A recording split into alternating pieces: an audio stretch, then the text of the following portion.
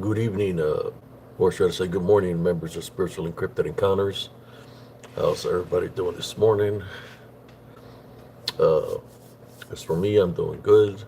For those who follow Spiritual Encrypted Encounters on Facebook, and for those that follow my short reels, TikToks under HCS, how's everybody doing this morning?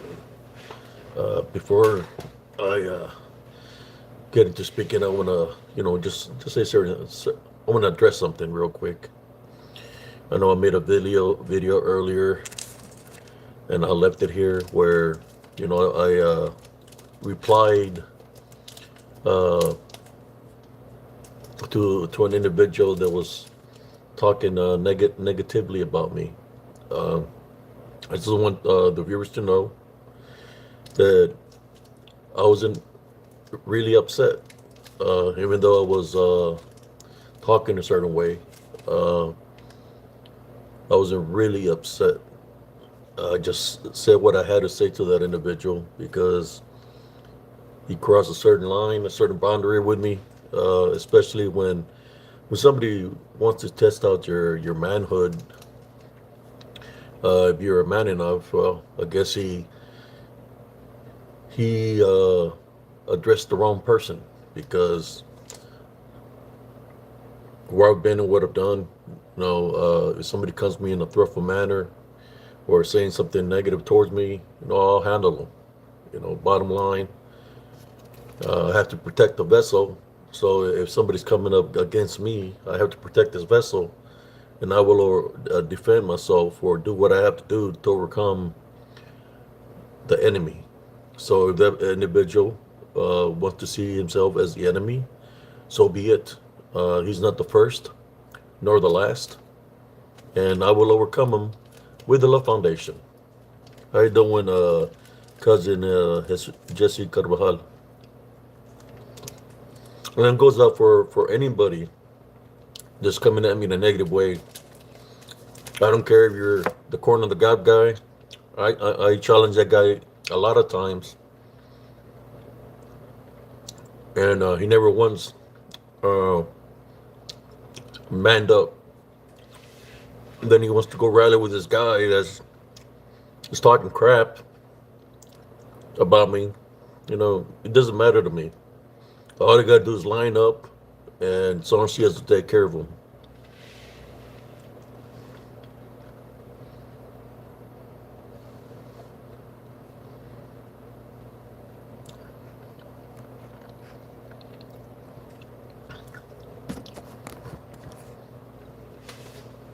You know how it is, cousin Jesse, with the DLF. We don't tolerate that kind of nonsense, especially when people want to come up against us in a in a in a physical way. No, it's not. We don't. How should I say? We don't take nobody's crap. We just handle the situation. So when I respond a certain way, that's because that's how I am. I don't take nobody's crap.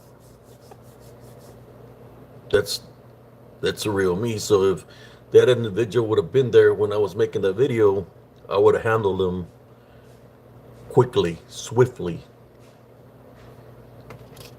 But I would just, you could say, a little bit of venting. Sometimes we have to vent, especially with how should I say, a-holes like that. Uh, so this is the talk I want to talk about tonight. People cross us bad in a negative way. You don't know, he's from the valley too. This guy from Harlingen, Texas. He don't know that I have family members in Harlingen, Texas, and all throughout the valley. And he wants to man up, but he can't man up. The only thing he can do is a computer warrior. He does a lot of AI stuff. He's a computer warrior. uh, he wants to call himself a hero. He's kind of like a stalker.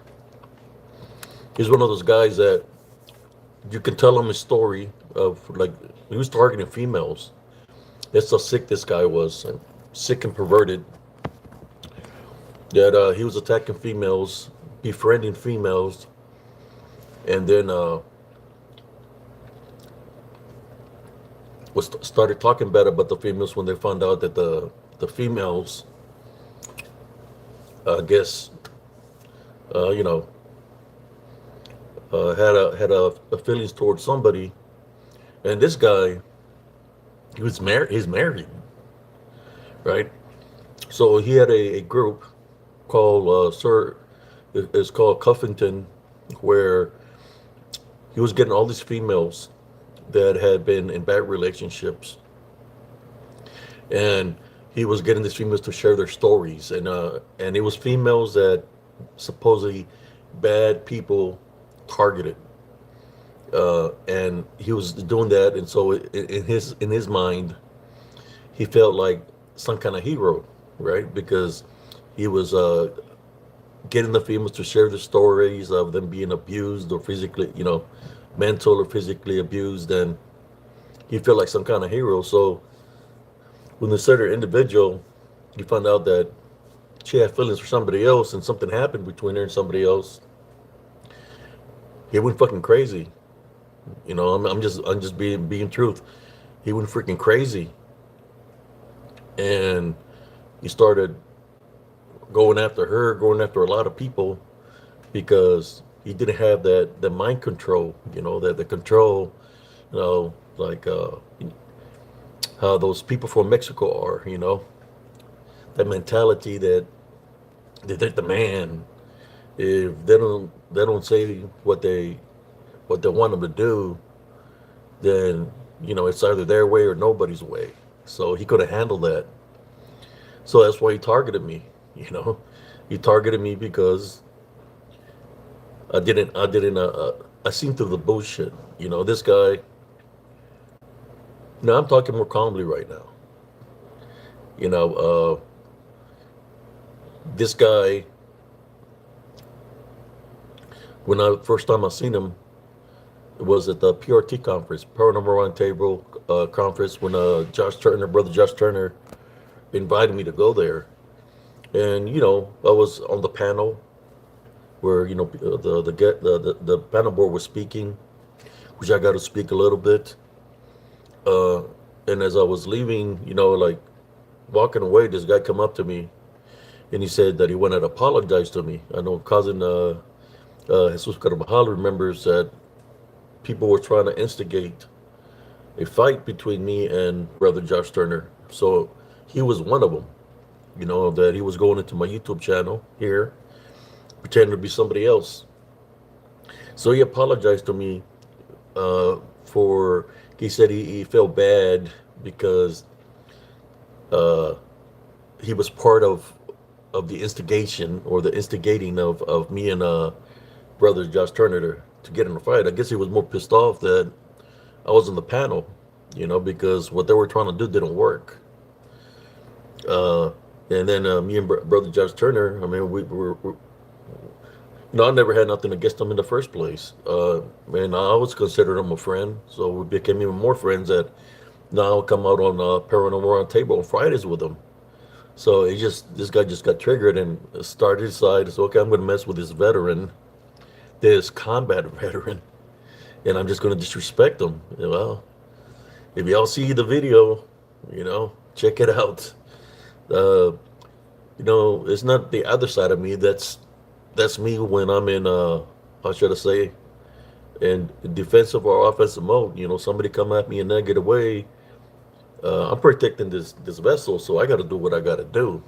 Of course, I believe in Jesus Christ. I have a love foundation, but with all that, I become a spiritual warrior or a physical warrior. It doesn't matter. How you doing, Sister Delana? Thank you. Yeah, I talk about a love foundation, and people just want to kind of interrupt, and then the people that he's affiliated with is Corner the Cop guy from Oklahoma. He's a truck driver, and I told him, hey, meet me down 35. We'll settle it. And I'm gonna be honest, I was serious. Uh, if somebody hates me that bad, that means that they want to be my enemy. Well, I take care of my enemies, one way or the other. You know.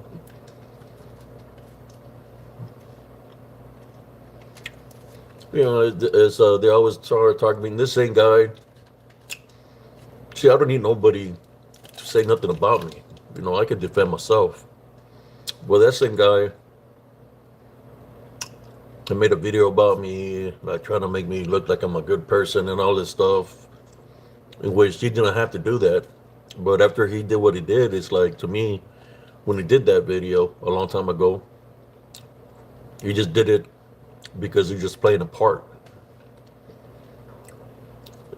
Which I always knew all along, there's something fishy about him. Because why would he come apologize to me when I never knew who he was? This is the first time I ever met him. And he comes up to me and said he was sorry. So apparently, he had done something wrong to me. I don't know what he had said or done, but I felt he was instigating, the from he and Brother Josh Turner to fight. But it's kind of like everything that he does, it backfires on him. And for some of the people that are affiliated with him, I gifted people some. I think Sister Holly Vincent is one of them. I never have nothing. I still don't got nothing against her, but if she's affiliated with him, then I guess she wants to be on his side. Then I gifted her a gift. I got to meet her husband. We had a good time chit-chatting. I blessed her with one of this one's here in the conference. I blessed a lot of people, out of my own pocket, right? I could have, that's one thing. When I went out there to the conference, I was kind of hurting from my left leg, because it was a swollen, pretty bad. I hit it with a trash can. But, in spite of that, I still went. I didn't want to let nobody down. I'm a man of my word, so I went. But Sister Holly Vincent and others that were at the conference, I blessed them with this, a piece of selenite to protect him spiritually. So the only thing I got to say to her is, like, she never has said nothing bad about me or anything like that. All I can say is be careful who you're getting affiliated with, I don't have nothing against you, but these people that you're affiliating yourself with are bad people. I'm just here to tell you. And I believe there's a picture of her where in her profile, if you look at that, she's wearing this. I blessed her with it. She had told me she liked it. I think I have a message through Messenger where she enjoyed it, But I think I had seen her name pop up somewhere today. No, you're affiliated because of Larry Fisher. I know Larry Fisher was trying to get, when everything was happening, wasn't trying to get me to go over there, but there was a lot of people already invited me to the PRT conference. I had nothing against nobody. It's something new for me. When I went that was the first conference that I ever went to, besides maybe going through something big like when I was in the military. But I got to meet a lot of good people there, which I really don't have nothing against anybody. Even one of them crossed my path. They're from Texas, and he stood right in front of me. I just ignored him because he was one person that was instigating a fight also between me and Brother Josh Turner. He was playing both sides. So I had told him, I said, look, you're not my friend no more. So when I meant that. So when I seen him and he was looking at me, I didn't say hi to him or anything because there was some kind of friendship. He broke that. He broke that trust of a friendship. So I just ignored the guy, you know. I didn't pay attention like he wasn't even there. Uh, what a lot of people didn't know is like my brother Josh Turner, me, we were in the works with Terror in the Woods, and a lot of other people to share our stories, you know. And when that came out, you know, it's like people started recognizing like who I was, but there was already people that knew who I was. No, and of course, there's people that didn't like me in the conference. You know, I could tell, but you know, it's I wasn't there to piss off people. If people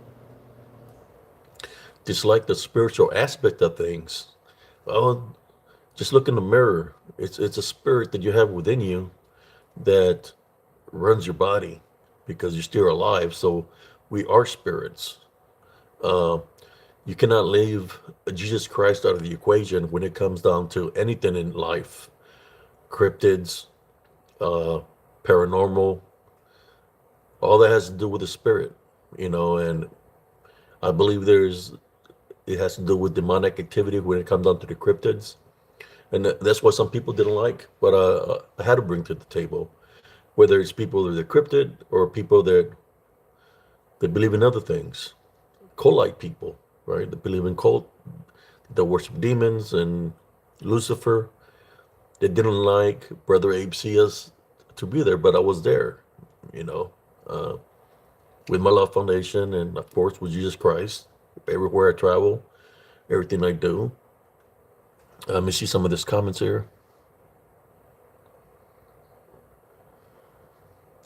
But you know what, Sister Delana? It's a story of my life. Chris is not the first person to come at me in a negative way or corner the cob. You know, it's always been this way since I was a kid, 3 years old, all the way to now. Uh, Death threats from crooked cops when I was growing up in the Rio Grande Valley. Uh, People that were, you get mobsters, you know, mafia-like people threatening me, you know. But that's been the story of my life. You know, it's kind of like I've been through obstacle and over obstacle, and it continues for me. I'm more than sure that's the way it's going to be for the rest of my life. But you know what? So long I believe in Jesus Christ and place Him first is all that matters to me. Like I said, I see people come and go in my life. I have friends that are true friends that'll back me up 100%. And of course, you know, there's some friends that I have became friends because we really had an altercation where, you know, it was they tested me physically, I overcame them physically, and they earned my respect.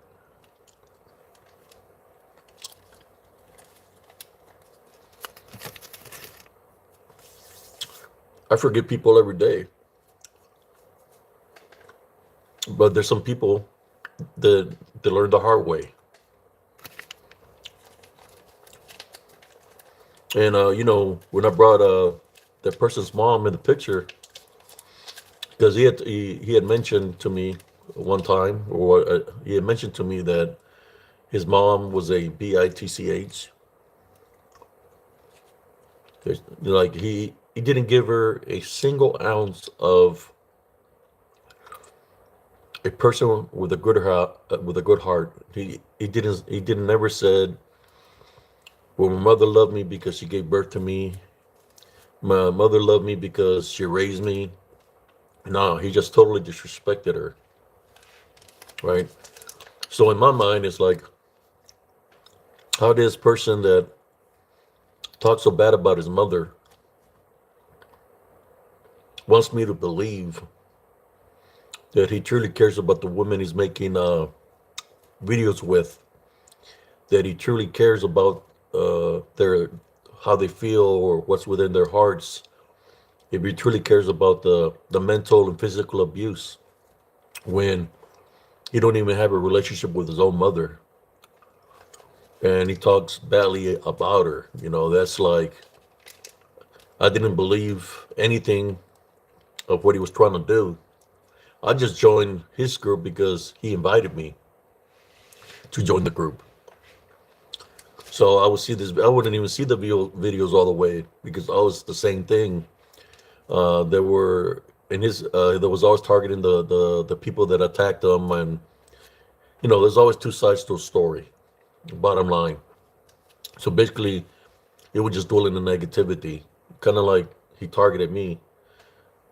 He knew that when he said what he said, that Sarcias was going to speak. I was going to, because he already knows me how I am. No, he's from the valley. He should know how we handle things in the valley. Uh, but I just give him a little bit, and I had to say what I had to say, and that's that. Whether he mans up or not, we'll see.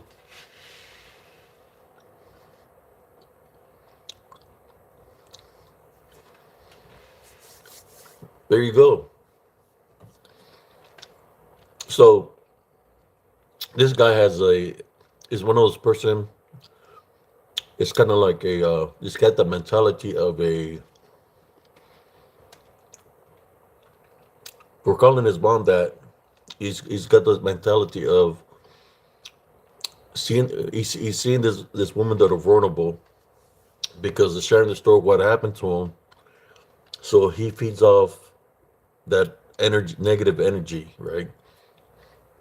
He talks to him like he cares about what happens to him, and he's trying to man up to something that happened a long time ago, right? But he thinks to himself that he's a protector, but at the same time, he's kind of like, it's more like a mental manipulation that he's doing to these females.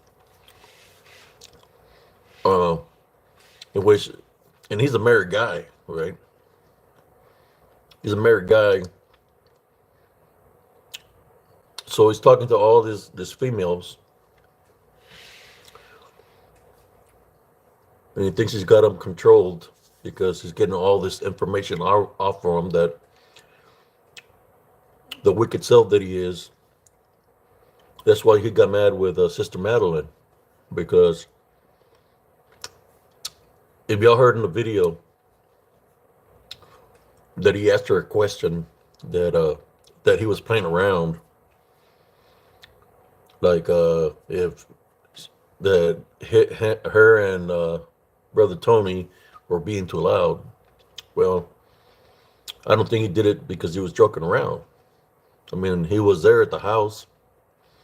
I think he said that because he might have been closer than what they thought. He was eavesdropping, and he was pissed. He was pissed because that's why he stayed there for so long. Maybe he didn't have the vehicle problems that he said he had. Maybe he said that they had that just to stay there longer because he thought he had a shot, right? Because of the friendship that Sister Madeline had with him, that it was a friendship that he thought that he had a chance with her. When he found out that what happened, he went ballistic. I guess he forgot that supposedly he was there because the vehicle broke down, and he went ballistic because I guess he forgot he was still married, and that's why he went off on the way he went off on Sister Madeline. Which she can do whatever she wants to do. She's an adult.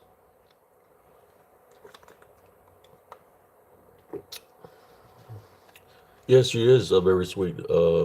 I really never spoke to her at the conference. I seen her over there with Sister Nellie. It was like my first time I ever went to a conference. But yes, how can if you're somebody's true friend, you're not gonna alienate your friend. You're not gonna put your friend on blast in any kind of way, shape, or form. You just keep it between you and your friend. You have they trust you. They're gonna share something with you, and you keep it within yourself. No, but this guy went crazy, and took it to the farthest level as possible. He brought a lot of people into it. Crazy Larry, that's another one. I call him perverted Larry. Uh, he is a pervert. For those that know, I know he's married, but I've heard some of the things he says about women when he's woman gazing. He's a when he's woman gazing. Yeah, he's an old man, an old perverted man. He said some things to me when I was over there, when he's looking at women and say certain things about the woman he's looking at. You know, that's kind of like disrespecting his wife. You know, but that's not my. It wasn't my business to say. I say, hey man, the Larry guy is an old perverted fella. He's sick. How is he looking at a woman and talking out loud about the woman he's saying and looking at? And his wife is in the room. This happened over there at the motel we were staying in. But yeah, it's like, man, that old man is kind of, when you're womanizing and you talking out loud about the woman that you're looking at, that's perverted, man, and that's disrespecting your old lady, your wife. I don't know what's going on there. If he ran out of his a little blue pill or something, I don't know. But yeah, he got issues, and I believe that he had other pictures of women. He's that kind of guy. If he says it loudly, you know, that's his intent. Of course, Sister Madeline. She's a young lady, and this guy is there. They were like, I guess, dogs in heat, but they forgot they were married. Cuffington, Chris forgot he was married. Larry, he just don't care that he's married. He always makes jokes about his marriage. They only, I guess you could say, infatuated with Sister Madeline. You know, it's not her fault. That it's just these guys were coming at her, thinking other things. Maybe Chris thought he was in a relationship with her. That's what I think. We're real good friends. But in my mind, in my AI mind, she's really my girlfriend. That's you got issues. So if his wife is listening to this video, you better put your man on a tight leash. I think he needs to find a different job than being a truck driver. You might ask, why are you saying that, Brother Abe? There's a lot of lot lizards on the truck stops. So, in saying about talking about lot lizards, no, not reptilians, uh, lot lizards. What is a lot lizard, Brother Abe? Hookers on the truck stops. So I'm more sure Cuffington, they said he was real sick. Maybe he had something that he got from this truck stops. Maybe he had some kind of ailment or sickness that he might have got from the truck stops that he stops on. There is, that these females, they have STDs. So he might have caught something. I'm just putting it out there. I'm calm. I'm relaxed, and I'm just being straight up. Cuffington, Chris, if you're listening, man, I forgive you, man. But I'm being honest. How can you forget about your wife, man? How long did you stay in Austin? Was your wife with you when you were in Austin?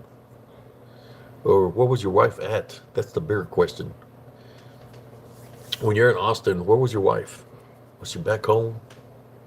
How many times have you done this, that you say that your car broke down somewhere and you give your wife the excuse that you're staying somewhere because you having engine problems or something, and maybe you were doing something else. I don't know, but I'm just saying. And I'm coming at you right now, speaking in truth to you. You're one of those people that I mean, that has one of those. If you look at this guy, you can see there's something shady about the fella. You know.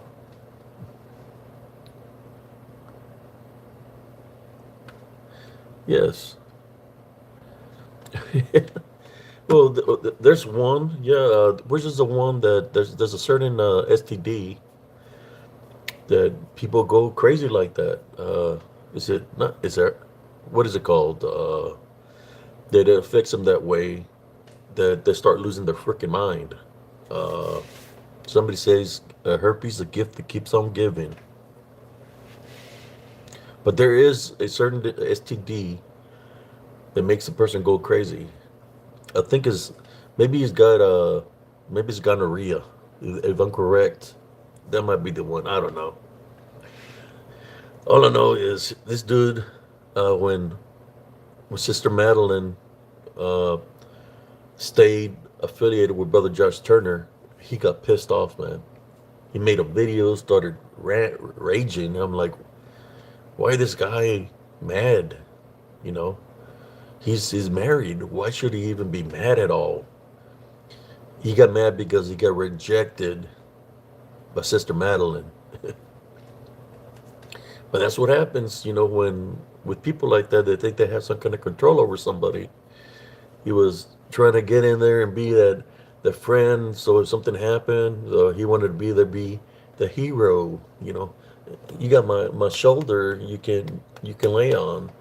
In which he had his own things agenda in mind. So when she didn't lay on his shoulder, he went freaking crazy because what he was trying to do backfired on him, and he can't let it go. Can't let it go. That's why he was talking bad about me. So I said, okay, so you're talking bad about me. Well, I'm going to give you a reason uh, to talk about. I'm using my platform so people can see your true nature, man. You're a how should I say, like a chupacabra. You're a goat sucker. You're a chupacabra. I'm gonna call you chupacabra from now on. That's what you got the C for. It doesn't stand for Chris.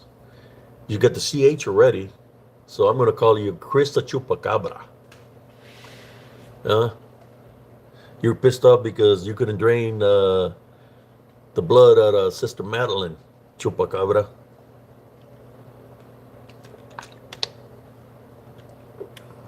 Yeah, it's like I went back to sleep after I made the video earlier, and then I woke up like around 8 o'clock because I was up late with brother Carlito last night. So I was still tired, and it's like I'm thinking, God, why am I going through this? You know, this guy took him a long time to respond to certain people, right? To me, he was mad because I didn't go follow them. You know, like they were trying to get me to align myself to them, and I already knew something wasn't right because there was always talking bad things about people. So I deleted them on my friends list, and I think that's why the personal blast was directed at me because I didn't fall for the BS that they were trying to do, especially when they call you 2, 3 in the morning and they just want to talk bad about people. That's why I deleted them on my friends list. You know, and they're not my friends. I blocked them.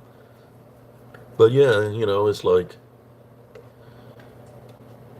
but then they have the audacity while I'm doing my live, Dirty Larry, Dirty Perverted Larry, sent me through Messenger. He tried to send me the link to the video where they were talking bad about me, and I was like, man, you know, but I didn't accept it because I got them blocked. But I was able to see it, so I waited till today or last yesterday to see it. But it's kind of like these people got some issues, man. Women, do not trust these fellas. Trust me, this is the fellows that are psychotic perverts. Don't tell them your problems. because they're going to use that to get closer to you. Gets to, and the word I'm thinking for is take advantage of you. That's why they went off on Sister Madeline the way they did, because she didn't give them that. I mean, she's a woman, and I'm more sure her parents raised her the right way, and she knows. She knows about these evil people like this. You know, those are the people that they say, if they drive up in a van and they're trying to give you a dog, mija, do not jump in the van. Run away from that. If they're trying to give you a piece of candy, trying to lure you with a piece of candy, don't go for the candy. She knows that these people are like this. I'm more than sure if she could remember the stories that her mom or dad would tell her, that bingo, like the little light bulb turns out. Yeah, those are the people that my parents were me, that they're dangerous people. You know, and that's how I see this people, this guys, that way.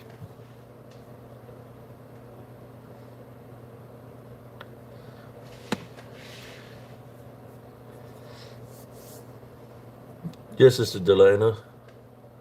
Uh, my cousin Jesse, look, if you wanted to, you know, I could already, I could already handled these individuals. You know, I had my family and my brother in arms. You know, I could have dealt with Corn on the Cob a long time ago. I could have drained with this perverted married men a long time ago. But you know, I rather choose Allah Foundation, and I know my cousin, he'll be right there beside me. But I don't want him to, you know, he's living a good life. You know, it's something that I can take care of myself. But I know that he will have my back in a heartbeat. You know, uh, but that's my cousin.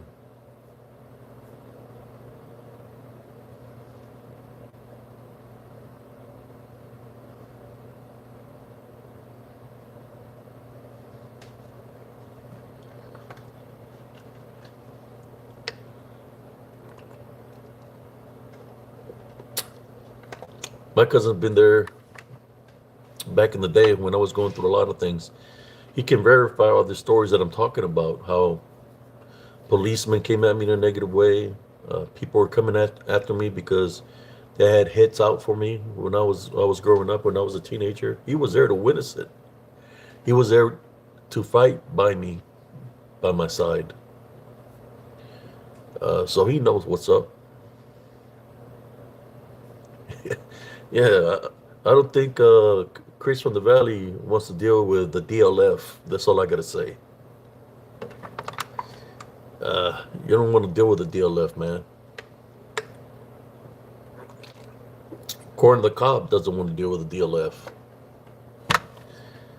I'm telling you, yeah, they don't know what they get themselves into. They just do not know. But you know how hard it is for me as a combat veteran that's been a combat to maintain a love foundation. You know, you hear people saying that people that go to war have PTSD. You know, yeah, your memories are there. You remember everything. It's kind of like reliving the moment every day. And this clown, Chris Chupacabra clown, the Chupacabra clown wants to meet Sergeant Cias. Are you kidding me? He wants to meet Sergeant Cias, man. He just don't know.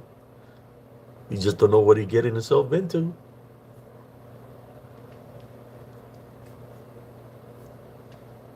I'm just letting you know. You probably see me as like, oh, this guy, I can take him, man. I took out bigger guys than you, bro. You just don't know. Big dudes. You look, honestly, to me, you look kind of soft, bro.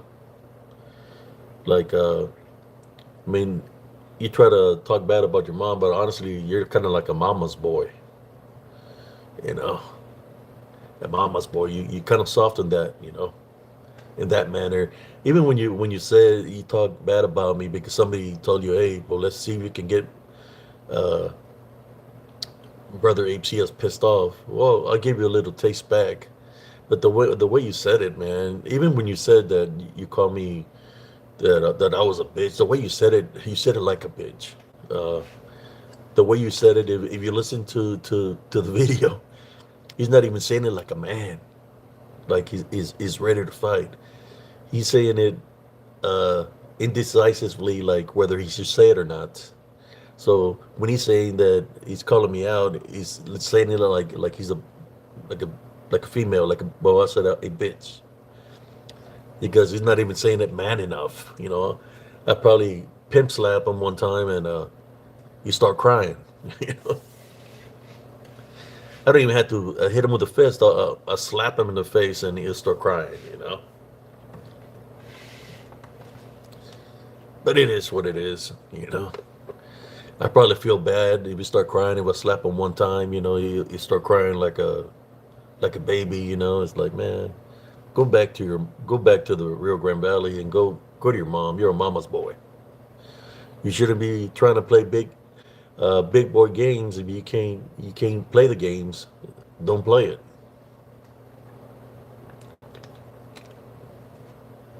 And I want to apologize to my viewers because I went a little bit. It's not that I went out of character, brothers and sisters. It's just somebody triggered the defensive side of me, and he came out and he's ready to handle business. You know, and I just want to apologize to the viewers here in Spiritual Encrypted Encounters. Sometimes as a veteran, it takes a very long time to get your composure back, to come back to the love foundation, especially when somebody comes and invades your love foundation. It happens to me when I go and investigate. When there's unseen forces come and they try to invade my love foundation, my guards stand up because I don't know what I'm going to deal with, if they're going to attack me spiritually or something's going to manifest to try to attack me physically. So I got to be ready for whatever comes my way when I go and investigate. That's what people don't understand. Thank you, Summer Side of Life.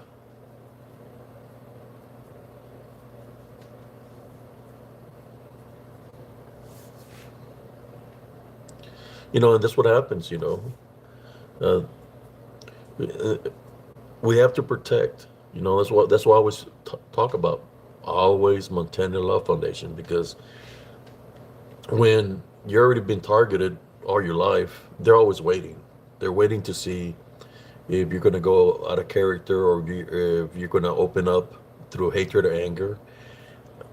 In the military, I was able to raise my voice and talk to people a certain way to amend business. Just because I raise my voice don't mean that I'm mad. And I want you to think about that, Chupacabra Chris.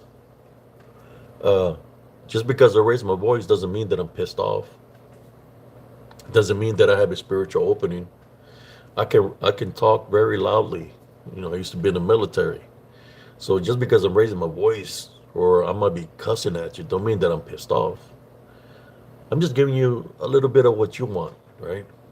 You're thinking that, oh, I got to Abe, I got to Abe. No, you didn't get to nothing. I just said what I had to say. But just because I said what I said doesn't mean that I had my guards down or that my love foundation wasn't up. No, my love foundation is always up. I just want you to think about that. But you said you're calling me out that I can do this or that. I mean, you apologized to me at the conference. It's like, why is this guy apologizing to me?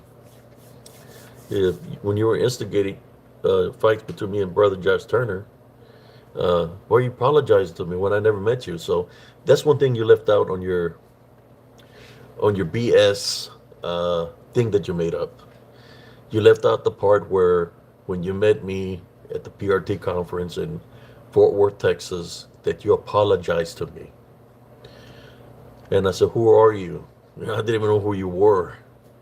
you said your name and you said that you wanted to apologize because you felt bad because you instigated a lot between me and Josh Turner because you were coming at me with your fake profiles. But anyways, I just want to let out, brothers and sisters. Sometimes, like I said, it's hard me as a combat veteran to let go of things. So I know that through Jesus Christ, He's gonna bring me back down to my love foundation, and so I can protect my foundation. You know, uh, but that's what happens. When you cross somebody a negative way, and this guy he's got some serious issues, especially targeting women like Sister Madeline, Sister Nellie Turner. You know, and then you want to target me, and I'm well, I'm a man. I'm not a woman. I'm a man. We can handle business. But I know that you're not gonna man up, and then you get affiliated with Corner of the Cob. Uh, you're not gonna man up. You're just like him, man. You fall in the same category as Corner of the Cob from Oklahoma because you're the same. He's Corner of the Cob, and you're Chupacabra. That's gonna be your new name, Chupacabra. Yeah, they're wonderful people. My wife enjoyed the hospitality that the brother Josh Turner, Sister Nellie Turner gave us. Anthony and the crew, you know, they they treated me like a friend, like a true friend, and the hospitality, the everything there that the brother Josh Turner provided for the conference he he had. It was like awesome. It was like he had a lot of people, people from that come on TV and stuff like that, which I have nothing against nobody. No, I just have my own views. Everybody's searching for something, the second answers of something, right? Well, me, that's why I make my videos. I go investigate the wool line because I know that's where they dwell. I've been knowing this for a very long time because I encountered things when I was a kid, or elementary. Used to be by a canal. They had a fence, and then there was some woods. Well, I remember this lady in white that was always coming out of the woods, and she was always crying. And she was by the fence, putting her hand like this. She came out of the woods. She was all in white, you know, and she was crying, And I said, "Well, why is this lady coming out of the woods?" So I'm there with some friends, and I'm far away from the main office where the P coach is. So this woman is putting her hand on the fence, and she's calling me to go to her. So I'm going towards this woman, and then I hear the coach yelling. He's yelling my name, you know, and he calls me to go to him. Go to him. It's kind of like when people say like in a trance-like state. Well, that's how they felt. But the coach yelled at me that he broke that. It's kind of like something about her. There was she was crying. I guess maybe kind of like a siren or something. But or and she had her hand on the fence like she was calling me to go to her. And he broke that trance or whatever. But he seen her. And when he called me to his office, he called me into the room, and he says, "Don't you ever get near that ever again." And I asked her, that the woman, it was a woman, said, "Don't you ever get near her ever again." Like he was letting me know that she was something evil. He just couldn't tell me. He was a veteran. He was a Vietnam veteran. His name was, we call him Mr. Mendiola. Ali Mendiola is his name. He still lives, but he saved me from her. He was a combat veteran, and I'm more than sure if he could see her, is that he was spiritually gifted, right? So uh, he told me never ever go to her ever again. And then I've seen her back again one more time back when I was like 15 years old or 16 years old, when something happened where, because at one point in time I had vengeance in my heart when I was a teenager. It's like, how would a teenager have vengeance in their heart? Well, a lot of people were coming at me in a negative way, aiming for me, gunning for me, witchcraft, trying to do spells on me, uh, trying to take me out of this world. Like the guy that I had hatred towards, till he tried to attack me with a machete, and he was looking at me. He was a veteran also, but he was like in the Korean War. Uh, I think he had a negative attachment on him. This guy, um, he was sick. His wife was sick. Uh, but his story was this. My mother, I'm going to share the story with y'all. Now let's go talk about some stories. Enough about ragging on people. And I'm sorry that I'm going out of character, but no, I just had to let that out, vent that out. Um, my father and mother were in a prayer group, and they had gotten on phone. There was, the phones back then were in the walls. There was no cell phone. It's like in the 80s. So they got a phone call, and our house is not that big, so I was able to hear the conversation. They were saying that there was a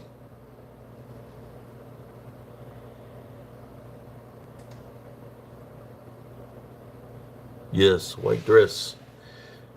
I'll get back to her in a moment. Uh, summer side of life. Um, so they got a phone call saying that there was this man that every time he would close his eyes, that he would start fighting. He would see a man in a black horse, and the man was all black, like like a shadow, and that he would start fighting against this man on the black horse. But the problem was that he was fighting himself, like beating himself up. So they went to pray for this man that these things were happening to him. The prayer group went over there, prayed, and I guess my dad put him like in a full Nelson because he was fighting himself so bad, hitting himself. Put him in a full Nelson, and they were praying for him, and supposedly the demon, whatever was afflicting him, uh, left his body. Well, you fast forward a little bit, he became a member of the church that helped him free himself from the demon that supposedly he was fighting. His wife had gotten sick. She had cancer, and he was sick, and they needed somebody to go cut his grass. So they volunteered me and my brother, my older brother, but my older brother didn't want to go. So I said, okay, I'll go because I had already been to his house before. So he don't have that much grass, I'll cut the grass, and he had a little corral in the back that he had goats, and I'll go clean the corral and feed the goats. So I cut the grass, and I was in the corral, and I could see him laying in his bed, because the windows are big, and I could see him. As I'm finishing up cleaning the corral, I just hear the gate open and close, and I look, and it's the man. And there was a machete on the corner pole. So he grabs the machete and he starts swinging it very violently. You could hear it cutting, the machete cutting the air, and you could hear that sound like, and he's looking at me and he starts laughing at me, and I'm trying to figure out what's going on. He starts laughing at me, and I said, "What's so funny?" And I'm looking at myself to see if I'm dirty or something because the poop that I had to pick up from the corral, but I had nothing on me. And then he swings it again. He looks at me and he said, "I tricked them all." And I said, and his name was Ignacio, and people call him Nacho, right? I said, "What are you talking about, Nacho?" And then he's looking at me and he said, "I'm not Nacho." He said, I'm not Nacho. And, it's like he's looking at me and he looks at me and he looks with a machete and he says, I can kill you right now. There's nothing that anybody can do about it. And he starts laughing real crazy, right? And then he says, what do you mean that what you tricked him? I said, well, no, I mean, he didn't say, well, he just said, I'm a Santanista, which means in English, I'm a Satanist. So basically, he lured the people from the prayer group to trick him, thinking that he was demonized, but he infiltrated the church and infiltrated those people that were there to pray for him because he's letting me know that he's a Satanist. So whatever he's seeing is because he's allowing it in his mind. Then he looks at me and he says again, I can kill you right now, and nobody can do nothing about it. So he starts swinging it again, start walking, he got me in a corner and he's walking towards me, swinging it violently, this machete. And then as he's walking toward me like he's going to use the machete on me, I told him, I got a message for you. And he stops and he says, what's the message? Spiritually. Spiritually I felt, and then I said what was told to me. This is what I told him. God told me to tell you, if you take another step towards me, that your life here on earth is over. So he looks at me, and you can see the anger and hatred because, he's a Satanist and he's allowing bad things in him. And he tried to take a step forward. He couldn't. He tried to lift the machete to swing at me. He couldn't. So I was able to climb over the fence of the corral and I started walking away from him. And he tells me, tell your parents what happened here. They're not going to believe you. But when he's telling me this, he's not looking at me because God has full control of him. So he can't move and he's stuck in the same spot he was when he was coming at me. So he can't move. So I get out of there, walk all the way home. I got home. I had to walk. How many blocks is that? And that's like quite a bit of blocks. One, and two, three, four. I don't know. It's a lot of blocks I had to walk to get to my home. I get there and I tell my parents what happened. So they got me in the station wagon. We drove to his house and it's already nighttime. And he comes out and he's smiling. And I say, hey, we want to know if it's true what our son is telling you. I mean, he came over here to help you and all this, and you go do this to him, and all this. And he said, you know how kids are. They like to lie. So it's kind of like I got stuck in between that I was lying of what I was saying. So it's kind of like, since he was a member of the church, my parents didn't know whether to believe what he was saying or not. But I was speaking the truth about that. So that's a person that I have vengeance for. I mean, he literally tried to kill me with a machete, right? So as I grew every year, I mean, as I grew all throughout my life, from when I was 10 years old till I turned like around 16 or 17, he was always messing with me because this guy was a policeman in our town. Our town is a small town, so every time he would see me, he'd pull over, he'll cuss at me, and try to belittle me, saying that I'm not a man, I'm just a kid, and all this stuff, and just cuss at me because he knew that he was pissed off because he found out that Jesus Christ is with me, and that I defeated him in a spiritual battle, and he was pissed off at that. So he was always messing with me. Sometimes he would pull out the gun, like he's gonna use it, or he would go like this, that he's gonna kill me and stuff like that. So I had to endure all that since I was 10 years old till I was 16. And of course, he would get people to come up after me. So one day I remember, I remember all these things that he would do. That's how good of a heart I had, that it took a lot to get me upset, right? That I had a tried a antenna love foundation, even when I was a kid, despite that I was being threatened.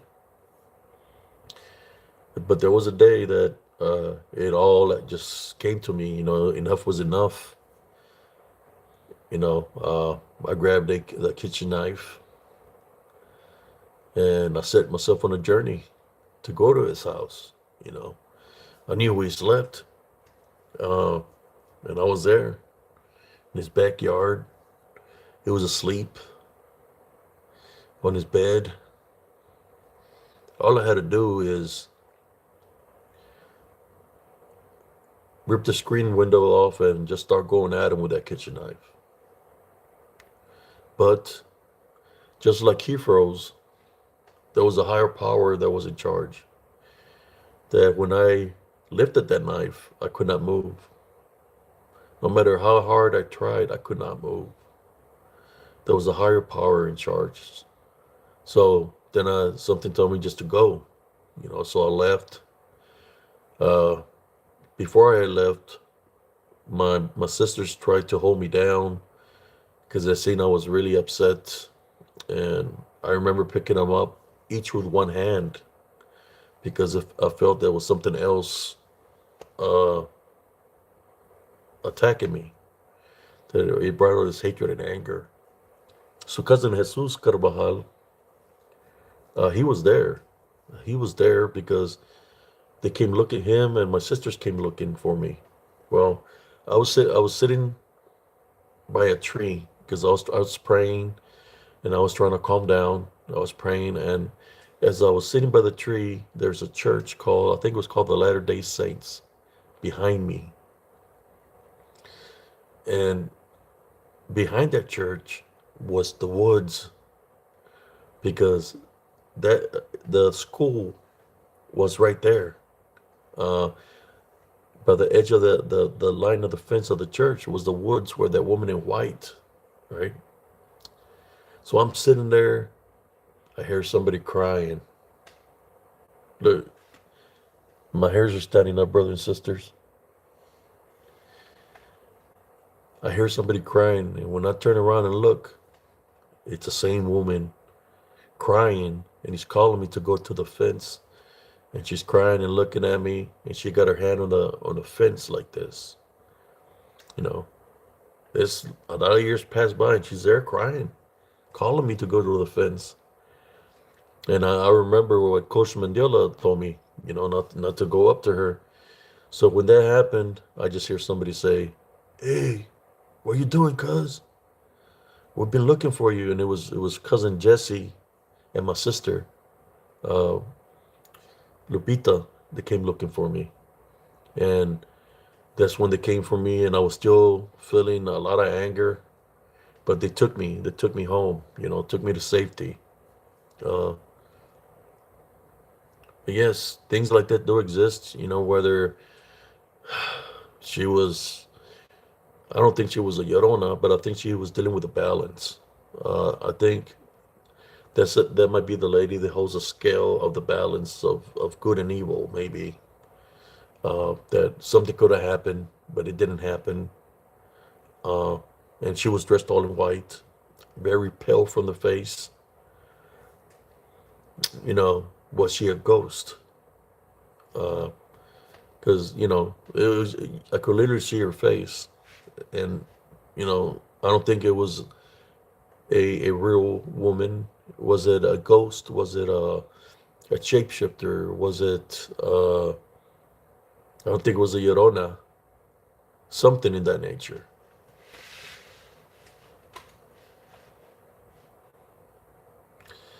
The only thing I know, she was pretty tall. Uh, she had, she was wearing white. She was pale from the face, and she was putting her hand by the fence like she wanted me to go to her. Like she was trying, and she was like, it was like a cry, but not like a cry. I would say more like a cry slash, mm, like a sound. Like she was trying to hypnotize me with a sound that was coming out of her mouth, kind of like when somebody is humming or practicing for choir. You know what I'm saying? That's what it sounded like. And it's kind of like she was trying to hypnotize me with that sound. You know, I guess you could say kind of like a form of a siren. Uh, we don't live that far away from the ocean. I think the ocean from where I live in the Rio Grande Valley is like 21, 23 miles, where there's Port Mansfield. So we're close to the ocean. But that's what, and then there's a canal there, maybe, you know, like a siren of some sort, you know.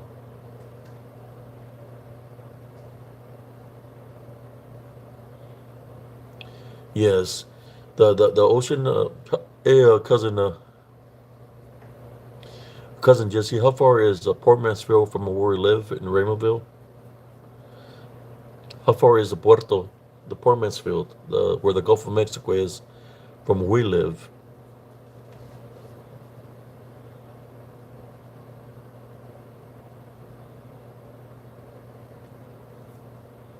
Yeah, I think we live. The Port Mansfield is like 20. Was it 23 miles or 20? I know how. I don't know. I'm not 45 minutes. He said it's 45 minutes uh, from the Gulf of Mexico. See, but what's weird about that is that my grandfather had told me a story about that, about about a lady. But you see that, and I'll share that story with you about what happened to my grandfather. Um, but yes, it's kind of like she was trying to mesmerize me with the sound that was coming out of her mouth, you know, and she was putting her hand on the fence, like, and she kept on calling me. She had her fence and kept on going like that to get close to her.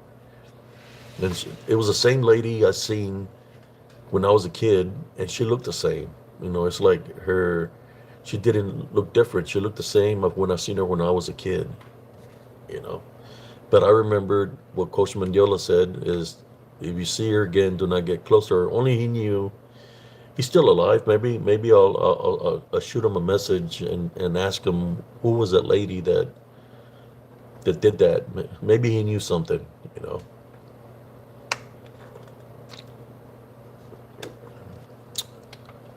She was by that tree in the sidewalk to the fence is probably like 20, 25 feet away from me.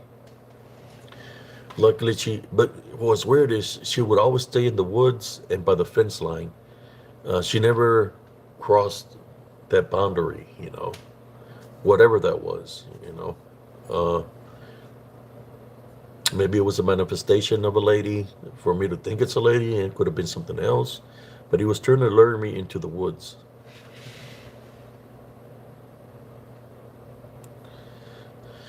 Yeah, we live very close to the ocean, and every time a hurricane comes through, it floods because we're close to the ocean that it floods pretty bad.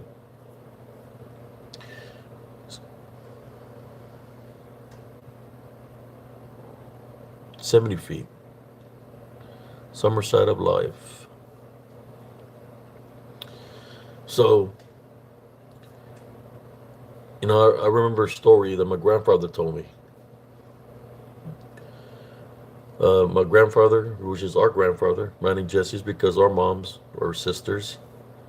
Um, May they rest in peace. Uh, he he would always sit down. He was always drinking beer, but this day he was scared.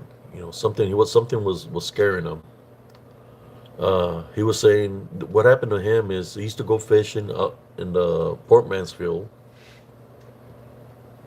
Yeah, he was out there fishing, and there was a bad storm coming in, and the waves got pretty high out there in Port Mansfield that his boat flipped. You get a pretty. It was a wooden boat, you know. His boat flipped, so the waves are real high, and he's trading water, trying to get back to land, you know, because his boat was flipped. Uh, he said that he seen, well, his name was being called from the waves, and that he seen a woman in the water, with their hands like this, like open, calling him.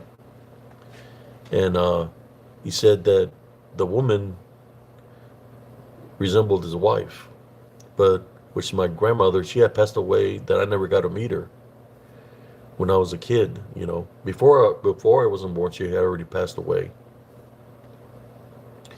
So she was calling him by his name, Jose, Jose, trying to tell him to come with her. Es tiempo, Jose, like it's your time.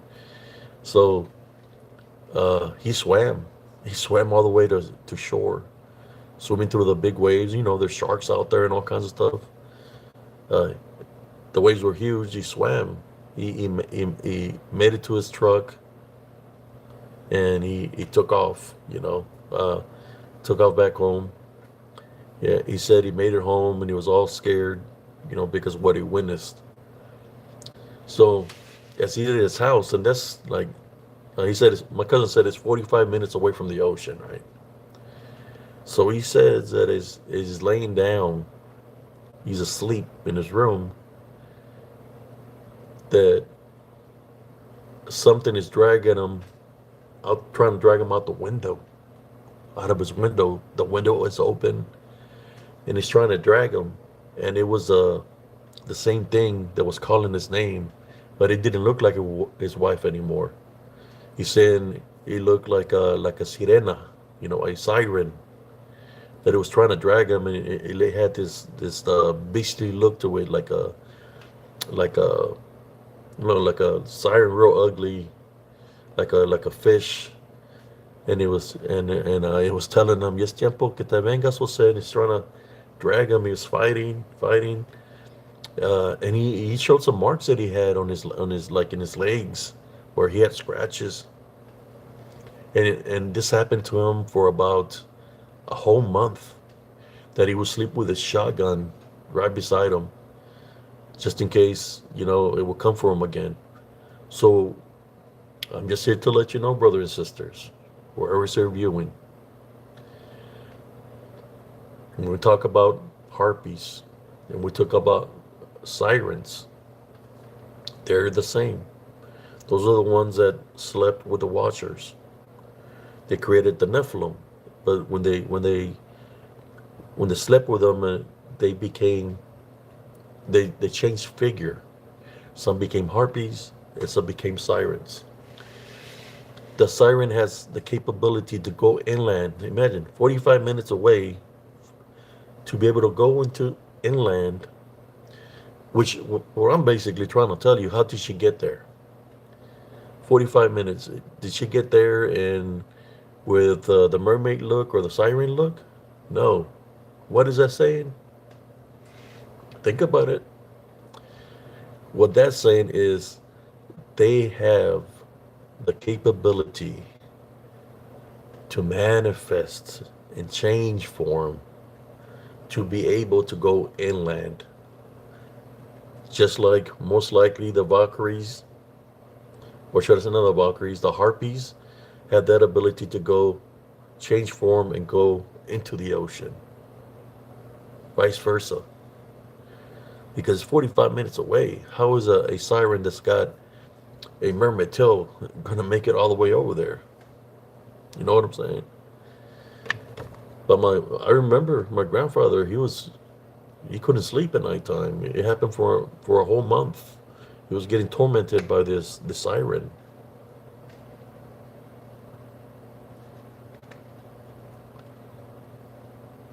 Well, we live 45 minutes away from the ocean, and in order to get to our town, you have to.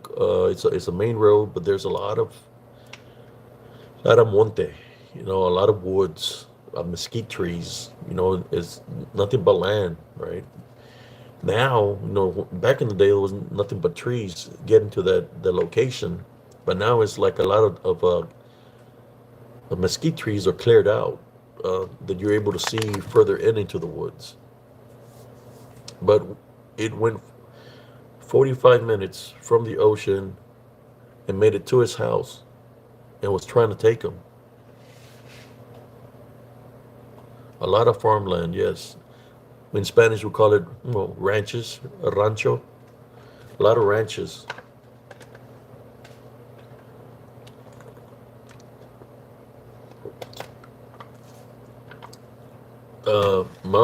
Mother uncle, which was his son, told me a story also. He used to go fishing. Tio Lino, Uncle Lino. His name is Lionel Lino, like lion. Lionel. He used to go fishing every weekend. You know, he was a fisherman. He'd go fishing every weekend. He was crazy. Uh, I remember one time he caught a one of those pelicans with a freaking fishing rod, and he had the line with the fish with a pelican, and he was following all the way home. And my mom had got him mad at him, and told him to let the bird go, and he cut the line and let it go. Right. So he would go fishing. He would walk into to the water like 10 miles. He would walk inland 10 miles in his uh wet weather gear or water. You know, he'd go swimming in the ocean, uh, deep further in, like I don't know how many miles, but he would go further in into the ocean walking. He said that he was fishing and that he couldn't reel in his fishing rod, and he felt that he had caught something big, right? So he's trying to reel it in, and he can't move, and he said, "Man, I got something big on my rod." So he start following the line, you know, start following it, and he's trying to reel it in more, and he can't. So he start following it and said, "Whoa, if it's hooked up to something, I'm gonna unhook it, right?" So he's just walking close to where the line is almost finishing. This is what he witnessed. He said he's seen something big and green, massive, come out of the water in front of him, big, and it fell right beside him. Something big, huge, that was all green. You know, kind of like a prehistoric fish or something, right? He said it scared him so bad.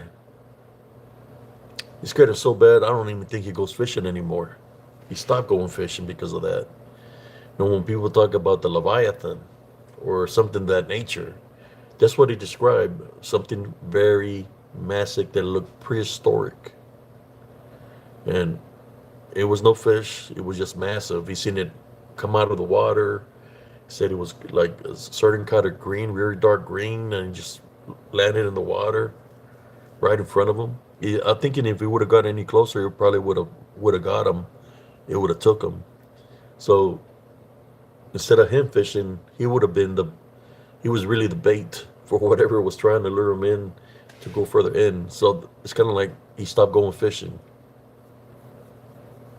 I hear stories from people that are fishermen where they hear the sirens out there in the ocean, that they hear them, the fishermen from the ports that go to the ports. They say that sometimes they hear like what they're hearing is like women singing out there uh, near the port. How you doing, Sister Jacqueline?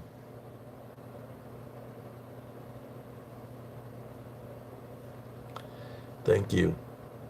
How you doing, Anuda?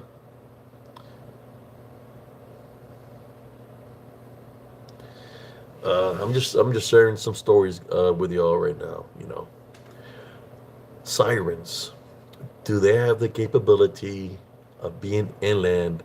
And if so, how far inland is the question. How far inland can they really be? Are there in big cities? I think, you know, they have the abilities to manifest, uh, kind of like a harpy. Or what we gotta let you, we call it let you because they're demonic in nature, and they're able to manifest to whatever they want to manifest to.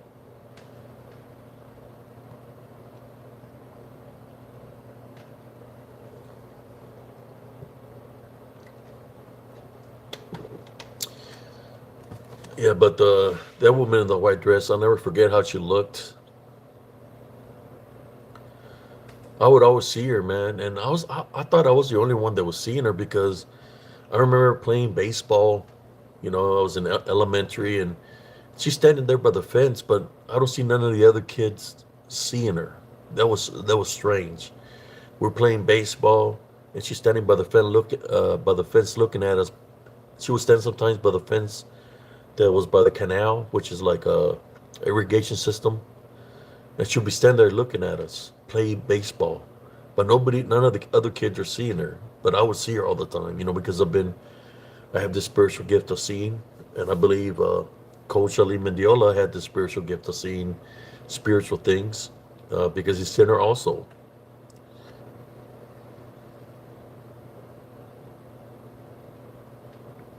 Uh,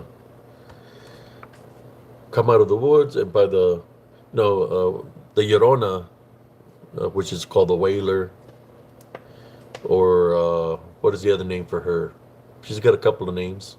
We call her the Llorona in Spanish, uh, the Wailer, and she's called something else in other languages. The Weeper, or no, I'll say the Wailer, uh, the Banshee. She normally resides like, and for us, the Llorona is always near a water source, canals, rivers, lakes, ponds, or if it's raining, she surfaces up.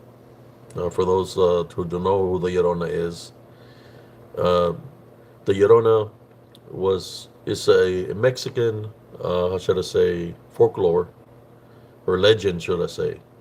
But she's actually spotted all around the world. There's only certain ones that get spotted all around the world, but it's beginning to look like more. A lot of things are being spotted around the world now, which means that the veil is lifting. But the Llorona originated from Mexico.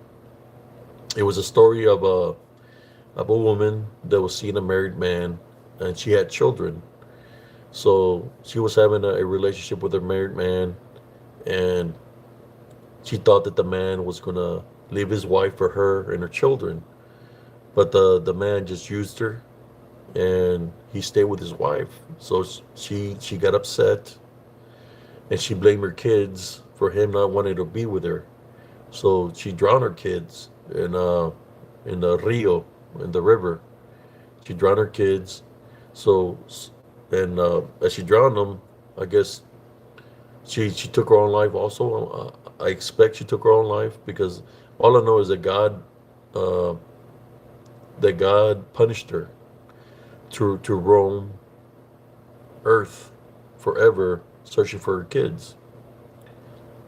So the legend is that she goes after men that are being unfaithful, and she goes after children or children that are not blessed. Uh, that's who she goes after. Uh, I had an experience with her uh, in my hometown. I believe I shared the story of this.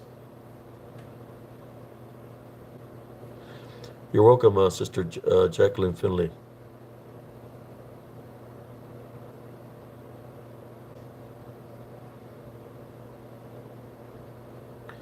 Happy birthday.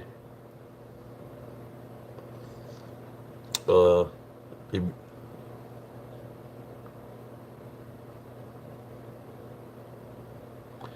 yes, I'm a peaceful person, but sometimes people come at you in a negative way. That I'm not perfect. Nobody's perfect in this world. We all have that the peaceful in us, and at the same time, we also have that, what do you call it? Or defense mechanism. Every person has it, and even animals have it. It's a defense mechanism.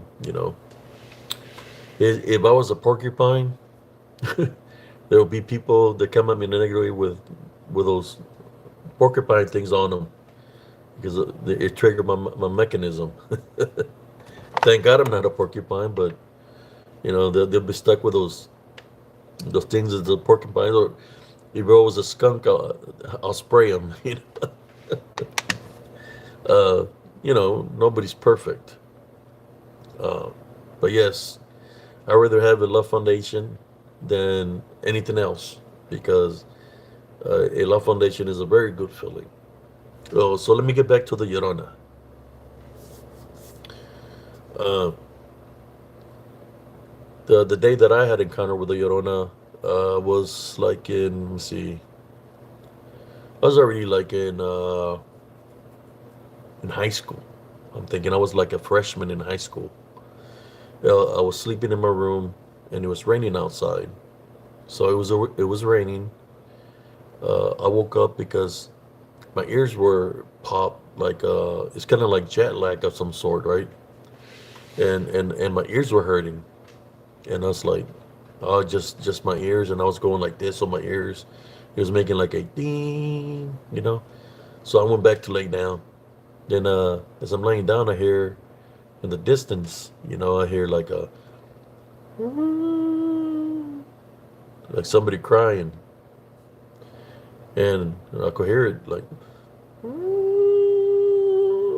and I was like, I got up from my bed. I looked through the back window to the alley. There was a neighbor's light on, and I said, well, maybe somebody's fighting. And I'm looking to see if I see the woman crying out there, and I don't see nobody crying. It's raining outside. I go back, leg down, and then I hear it get closer, and I'm hearing, then louder, like, and it stops right by my door. My room had the back door to the house, and I'm hearing her crying by my door. And then she says, "Mis hijos," my children. You know, we are taught by our great grandmothers the legend of the Llorona. So when I heard her say "mis hijos," I already knew that was la freaking Llorona. You know. So I got up, freaking went to the other room. My brothers were sleeping on a bunk bed, and I'm shaking the bed, and I was telling them, the Llorona's here, the Llorona's here. And my brother, hey, leave me alone, I'm trying to sleep. Then you hear, this. We had those thin curtains that you could see through them. Here with a white veil, and just all in white, passed right by the window. My brother jumped out of the bed, out of the bunk beds, and we're running to the front. Boom. So we get to the front. My mom's up there. I grabbed my little sister because my little sister was like 2 weeks old. Because the legend, they'll go after the children. I got my little sister, and I said, Mom, the Llorona's here. She's like, go to sleep, there ain't no Llorona. Leave me alone. There's no Llorona. Then in the front we had one, two, let me see, one, two, three windows. You see her pass right by the window. Her mom had her windows like open so you could see the outside. She sees her with a white dress and passes right by the window. My mom gets up. It's like God gets her on her knees and she start praying. Ay Maria Purísima, Holy Mary, Mother of God. She starts praying, right? So she's praying, and the Llorona stops in the front door, and she's just wailing and wailing, and all my brothers and sisters all scared. They're covering their ears because it hurts your ears when her wailing, the way she sounds, it hurts your ears. So they're wailing. You gotta think about it. I mean, we can make this. Could the Llorona possibly be a siren? Water means it can travel further inland. Rivers. Could she possibly be a siren? But the legend says that it was a woman that drowned her kids, and she's looking and calling, saying, "My children." So she's wailing there, and my mother's praying, and I was like, "Mom, should I open the door to see if she needs help?" Because she didn't believe me. and I'm by the door like just holding the knob because I'm putting my buddy by the door just in case she try to come in. And she's like, "Don't open the door, huerco pendejo, stupid kid." And she's wailing and wailing, and next you know, we seen her take off through the front or front yard. She's still wailing, and she goes right through the link fence. Like her body goes right through the link fence. So she takes off on the street, and my mom's like, she left, and we all go run to her front gate, and we're seeing her up the street. She's traveling on the street, and she's moving real rapidly. And then you hear like boom, like a car crash or an accident. So we all go running up the hill where she turned to the left, and there's a semi truck that flipped sideways. And as it flips sideways, the cops show up and trying to find out what happened. They asked the guy who's been drinking and all this. He said that he was driving, that he seen a lady in white pass right in front of him, so he jerked his truck, and it flipped because he didn't want to hit the lady in white. But yes, I witnessed her. She's very spiritual real. The Llorona is.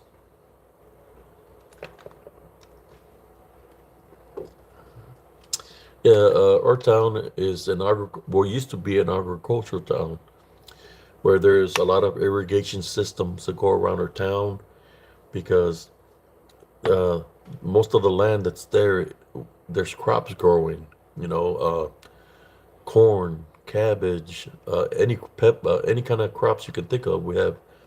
There's citrus, uh, cotton, potatoes, beads, or Rio Grande Valley at one time was known for its agriculture, sugar cane, caña, and that's all there was there. And that's why we had a lot of irrigation systems. Uh, but she was always spotted, you know, uh, by the irrigation canals because it's a source of water. People would spot them on down San Francisco, which is the road that's right by the canal. They said they would spot the Llorona going through the blocks or going through the street, wailing away. It's kind of like a ghost operation. That she surfaces up, she does her thing, and then she just fades off. There was a one time where people were yelling outside. It was raining, and you could see a lot of people like they're like, "We captured the Llorona. We got her trapped over here." There was some guys that were truck drivers, and they had a big barn, and they were barricading the doors. Say, "We seen her go inside here. We got her trapped. We got her trapped inside the barn." So all these people, I know we're all there and we're waiting for them to open up the doors and the barn thing to see the Llorona because they said they had her captured in there. When they opened the doors and opened the main garage, there's nothing in there because she's a spirit, so you can capture a spirit.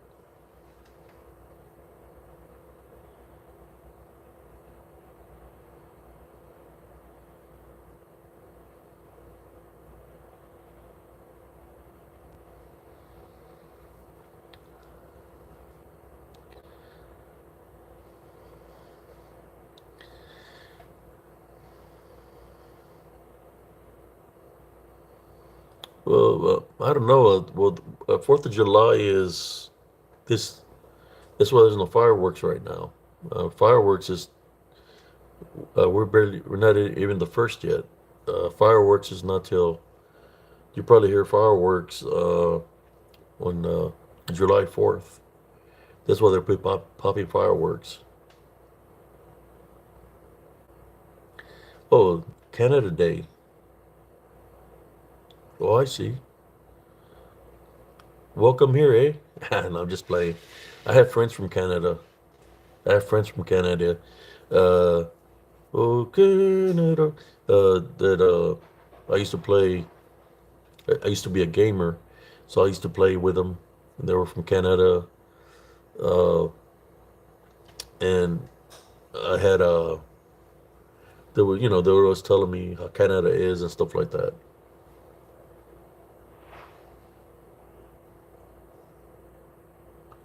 Oh, Woodstock, cool.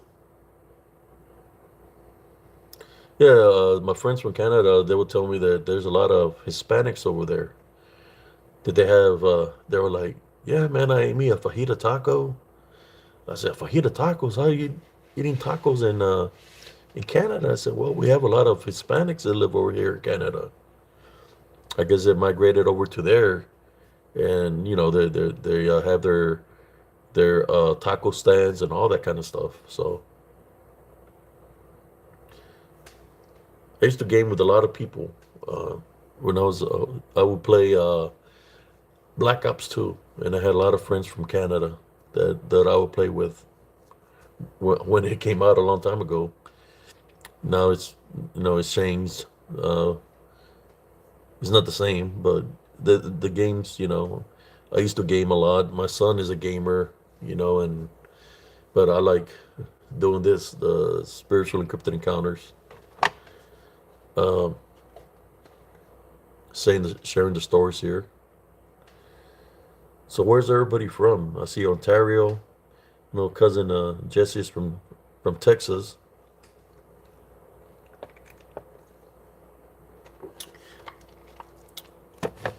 So yes, my nephew, uh, he had joined the military, but before he joined the military, he's the one that captured the picture on Terror in the Woods.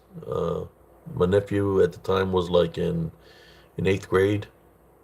He's the one that went to the woods looking for, see if we can find an ID or something of the woman that was crying for help. And he's the one that took that picture of what seems to be something beastly. Um, but he was with me one evening, and it was foggy, and we heard the Llorona, and we seen her walking along the edge of the creek. And my nephew was like, "That's a Llorona," and you could see her dressed in white walking along the edge. And I was like, "Just don't say anything. Stay still. Don't move, and let her just pass on by." And she was just walking along the edge of the creek. And I said, "Okay, let's go home."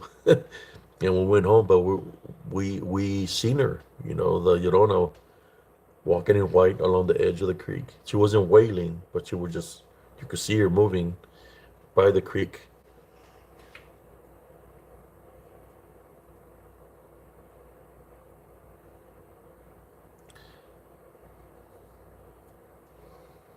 Northwest, Vegas.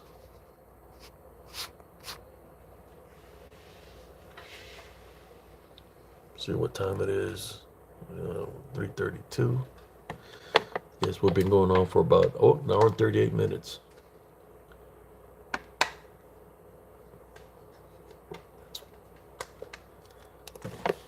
Uh, the one that we would witness a lot, because where we come from in South Texas, in the Rio Grande Valley. When I was growing up, there was a lot of there's a lot of witches and warlocks over there. They come from Mexico, and they live along the borders. When you hear that the children disappear and stuff like that, well, there's a lot of witchcraft. Back in those days, when I was growing up, a lot of brujas and brujos that sometimes at nighttime, if you're walking down the street, you would see the bruja dressed all in black, moving in the night with the veil over their face, but they're all in black. Uh,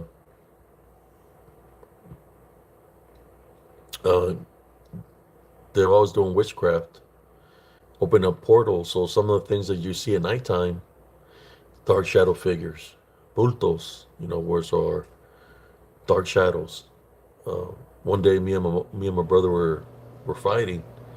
My mom got mad at us because we didn't want to listen to her. So I said, okay, go, go to the store, go get me this. And we were like, Mom, it's late. I thought it's dark. I said, no, go to the store. You won't be fighting. You won't listen. You'll see. So Cosamala's going to come after you. That's what you said.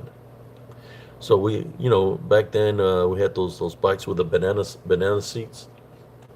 No, I was skinny, and we're like, there's nothing gonna come for us, Mom. So we're laughing, me and my brother were laughing. We're being duendes, like we're being little rascals. So we get on the bike and let's go to the store. As soon as we get on the street, my brother's pedaling. I'm sitting behind on the seat, on the banana seat. I see this dark shadow come running from behind us from our yard, and he starts chasing us. And I'm looking at it, and I told my brother, "It's the dark shadow. It's running behind us." And my brother looks behind me. He's like, "Oh shit!" He's paddling, and is it near us? I said, "Yeah, it's real close to us. It's running behind us, real fast. Like moving." It looked like a, it looked like a shadow, but it looked like part goat in the shadow. Like half goat, and but it wasn't that big. It was like a shadow of a kid of some sort, right? But it was a dark shadow, and he was running after us. So the store was only 2 blocks away. So we get to the store real quick, and they're sliding around the store. We get the stuff, and like we're talking, like, "Hey, should we go back or should we wait a little bit to make sure that the shadow is gone and all this stuff?" So I said, "Okay, this is what we're gonna do. We're gonna we're not gonna drive. We're gonna walk, and to see if the shadow is hiding." So we're walking and trying to stay within the light, right? We're walking and looking at the darkness, but we're staying within the light. So the shadow will be stay away as if we're in the light, but there was a section where we ran out of light. So I said, "Okay, let's go. Get on the bike, get on the bike." My brother starts pedaling, right? We're pedaling to the house. I said, "I think it's gone. I think it's gone." And then next thing you know, here it comes again. The shadow's running after us. Hurry up, hurry up. We're getting to the yard. He drops a bike. We run inside. And my mother's like, "What's the matter?" "Oh, the shadow was following us." And she's like, "Ándale, cabrones. What's cabrones? I told you he was going to come after you. That's what you get." My mother's like, "That's what you get. That's what you get for not listening to me."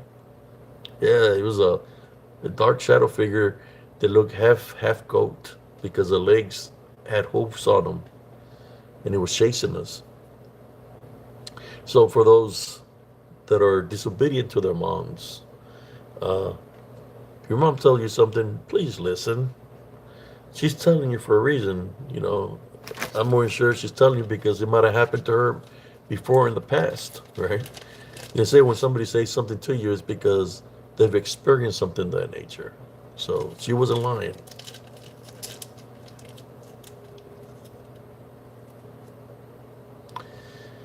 Kind of like a pan, yes. And you see, I had cousins that used to live where we lived before.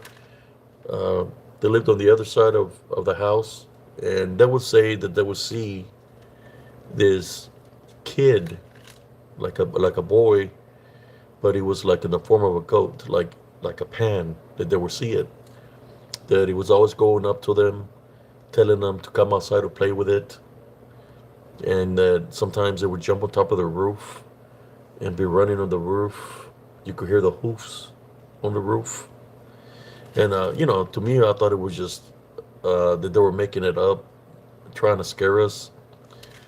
But cousin Jesus, Jesse, he's heard something running on top of the roof, like it's literally running. You could hear something running on the roof, and I believe it was the thing that they would talk about. That would come calling to come outside at night to come play with it, but they were staying there, and it said it would appear everywhere around their home, or around the house, which is that room, the very last room of our house. Uh, that's where they would see this pan-like creature that they would come at nighttime, trying to get them to come outside to play with it, trying to lure them outside to come play with it. And if they didn't come outside, or it would get mad, and it would jump on the roof, and it'd be running on top of the roof.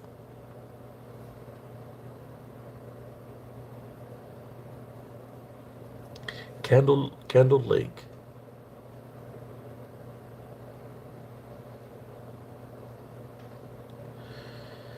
Well, they're demonic in nature. They can manifest to whatever. You know, my cousins, they left to Colorado, but they would always share the story with me about a goat light, and I would hear something in the back sometimes. Walker hear like a bell, like it sounded like something was wearing a bell, like goats. Sometimes they put like a bell on the goats, and that's what it sounded back in the backyard. Uh, but yeah, this pan-like creature, and I've seen that in Elms Grove also. It was one night, my little chihuahua was barking. I went outside to look, and I'm looking, and beside the meter, the electrical meter, I seen a pan there standing, and this one, it had hair, it had a beard, and half body it was a body of a like a person, but the half part was a goat, and it was looking at me, and I started praying against it, and he just took off real fast. Like, it wasn't that tall. Um, I say probably, if the meteor box was this tall, that's how tall it was, which should probably be like 4 foot, 5 foot tall.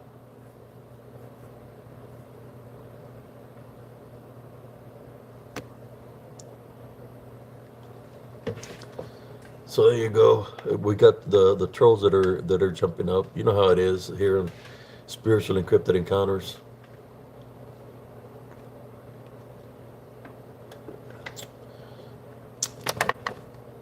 But I believe like the pans, is through Greek mythology, demigods. Uh, when the watchers, the watcher were like the watchers were like the demigods, the angels that got sent here to Earth, in which they caused all kinds of chaos, all kinds of things here on Earth, where we're seeing all these things.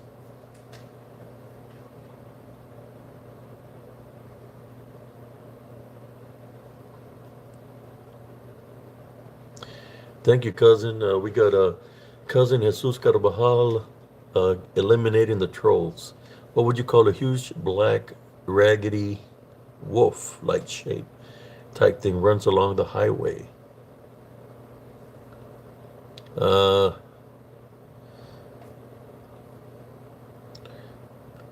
a raggedy wolf. I mean, what do you mean by raggedy wolf? How tall are we talking about? When you say raggedy, I'm thinking about Raggedy Ann. I mean, is it a so? What do you mean by raggedy? Like it has a lot of fur? I mean, can you describe what you see and witness?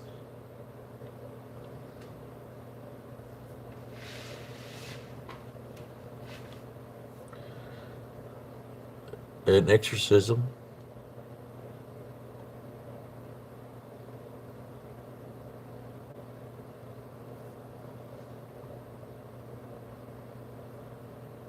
Yes. I studied. There was something about my literature teacher that taught Greek mythology when I was in seventh grade. She would always tell me it's kind of like she was kind of like the vibe I got off of her is kind of like she was like a fortune teller or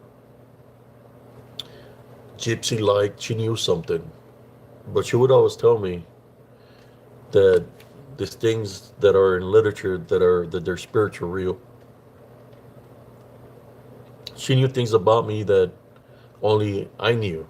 So I believe she was gifted, and she knew things were around me, and she could probably sense it or see it.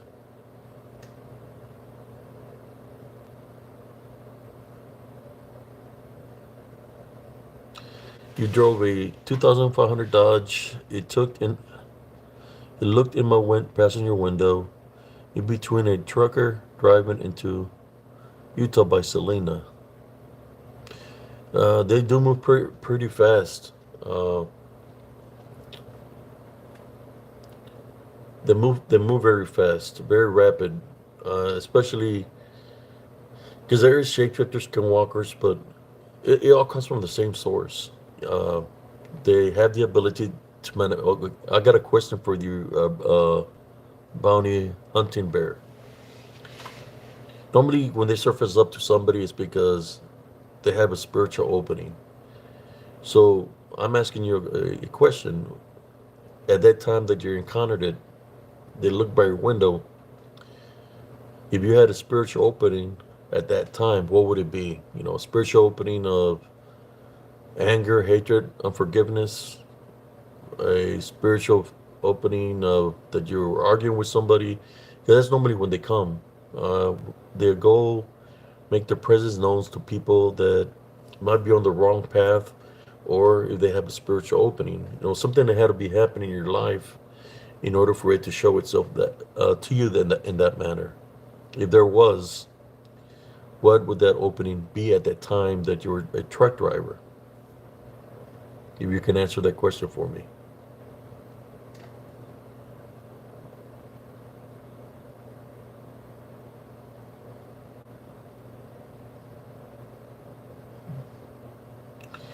No, because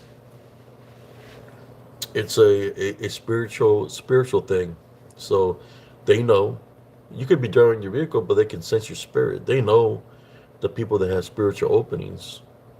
They know who to go after or who to appear to. You know, so they know and they move real fast. So if you're going 75 miles an hour, I mean, if you're going on the highway 75 miles an hour, they can cover ground very rapidly in disembodied form, in which it'll be able to catch up to your vehicle very rapidly. But just like it can catch up to your vehicle very rapidly, it'll fade off real rapidly too.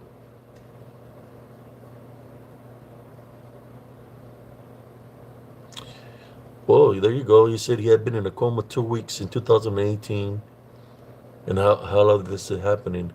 I was also in a coma for 3 months when I was 12. So let's pray for Bounty Hunter right now, because things can attach to yourself when you're in a coma-like state.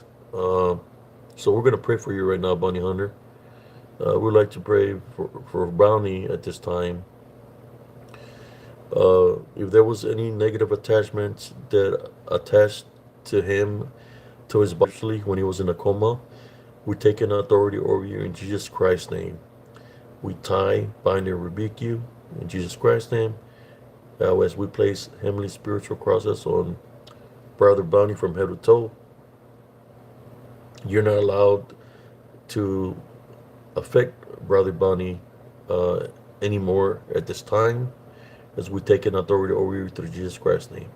Amen.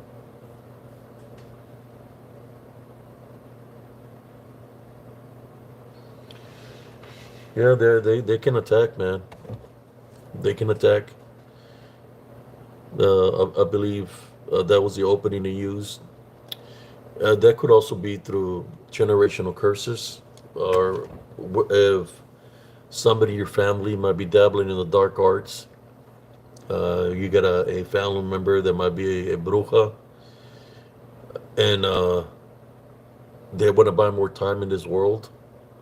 They'll send it to somebody within their family, in which things start happening to them, in which maybe that could have been something that might have happening through a generational curse. So at this time, yes.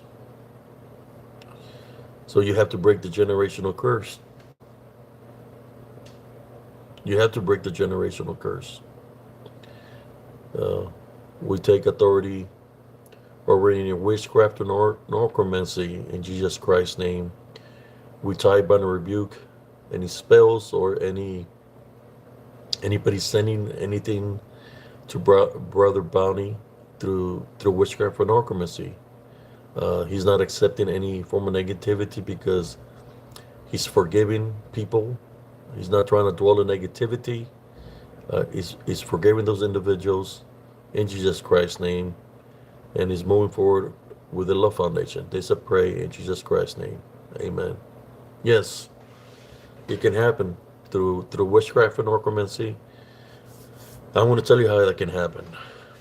Dark witches.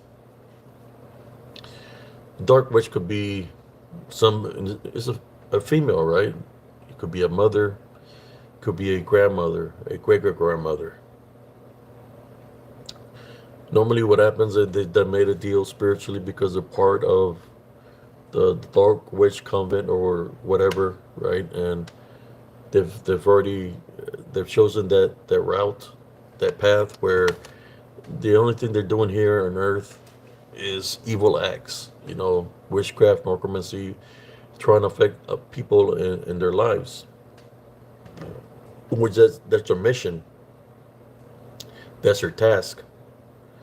But once they get older, then the collector comes. The collector is the soul collector, because that's what the deal was, right? They get shown certain things through witchcraft or necromancy, but when it's their time or of their deal is up, then the soul collector comes for their soul, for them, and lets them know, hey, your time here on earth is over. The deal's a deal. But if they want to buy more time, what they'll do is send that soul collector, or just a demon, to somebody within the bloodline, to a son, a daughter, or a next of kin, a grandson, a granddaughter. They'll do that to buy themselves more time. Another year means that it sends that the demon to affect somebody else in the family, to buy another year on earth. But when the time is up, the time is up. In which the soul collector comes from, or the demon comes from.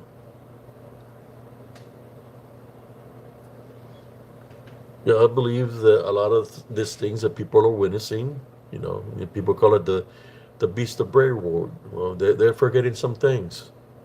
There are a lot of witches and warlocks back in the day from the pilgrimage days. That they might not, what they might be seeing is not that. What they might be seeing is something that's the manifestation of that. You think about the pilgrimage. There were some people that believe there's some people that believe in God, and there's some people that believe in Lucifer, right? Then you have if the people wasn't going with the rules within the pilgrimages, they will cast them out, the outcast. They were sending them out there into the woods, Then, of course, you have the natives that used to live in the land, and that's where you get the shapeshifter skinwalkers. A lot of the things that they were seeing was shapeshifter and skinwalkers also, witchcraft and necromancy. I hear about the beast of the Bray Road. You hear all these different cryptids, right? Beast of the Bray Road is supposed to be some kind of werewolf, right? You hear some, I believe that's in Michigan. You hear about all these cryptids. I got a question for y'all. Simple question. How come, if you can look up cryptids, there's a big list of different cryptids that people have been citing, right, over the years or over the centuries. How come there's no evidence of a body, whether it's alive or dead? No evidence at all. Just stories. Why is that?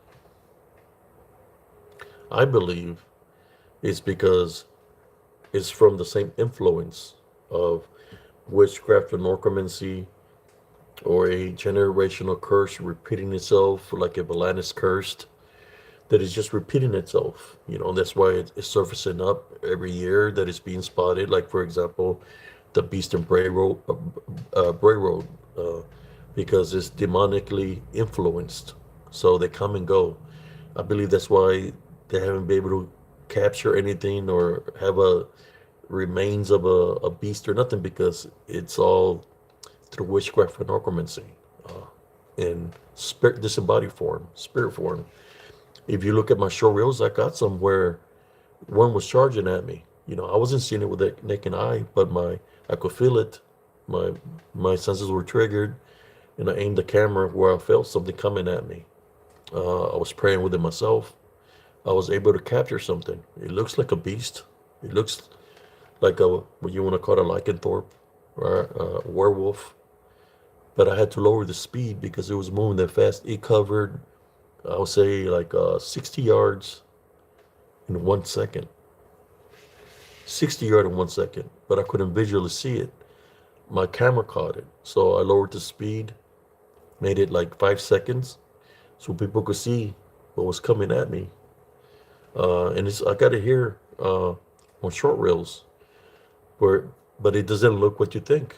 It doesn't look that it's something in the flesh. You could literally tell it's something in spirit form or disembodied form, how I call it. That's why I call them the disembodied demonic Nephilim. But when they manifest, sometimes when they manifest to you and you're seeing it visually, it's because you have a spiritual opening. Spiritual opening of something. Whether you have anger in your heart, hatred, or if you're believing of the Beast of Bray Wyatt, that could be a spiritual opening where they can manifest and show itself to you. Listen to me. Manifest, which means that it's going to come out of thin air and show its presence to you, just so you can see it. And if you get scared, there's a spiritual opening. But it doesn't mean that what you're seeing is real. But it is disembodied real. Or should I say, through the witchcraft or necromancy real, or demonic real, right? In that form it is. But that's why it's important for you to maintain your love foundation. Put it to the test, man. That's what I tell everybody. Put it to the spiritual test. If you see something like that, tie, bind, and rebuke it in Jesus Christ's name. See what happens. If it's there and it's looking at you and you tie, bind, and rebuke it in Jesus Christ's name and it disappears, white smoke or smells like sulfur, then you know that it was not a werewolf or the beast of whatever, that it was something demonic. Or if you type in rebuke in Jesus Christ's name and it disappears and there's a pestilence smell, or there's goo where it was standing, like a black goo, demonic in nature. Straight up, demonic in nature. Because something that's real doesn't have those capabilities.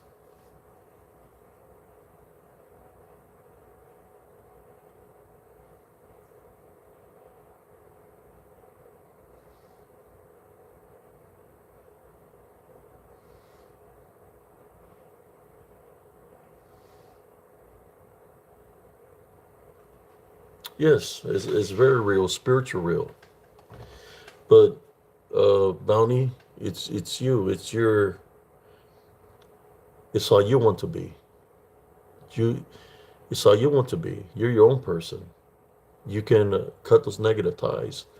The best way to cut negative ties, because I'm more sure probably it's affecting you even still now, that it changes your demeanor. But it's because somebody is sending that your way. It's just you have to make a spiritual stance.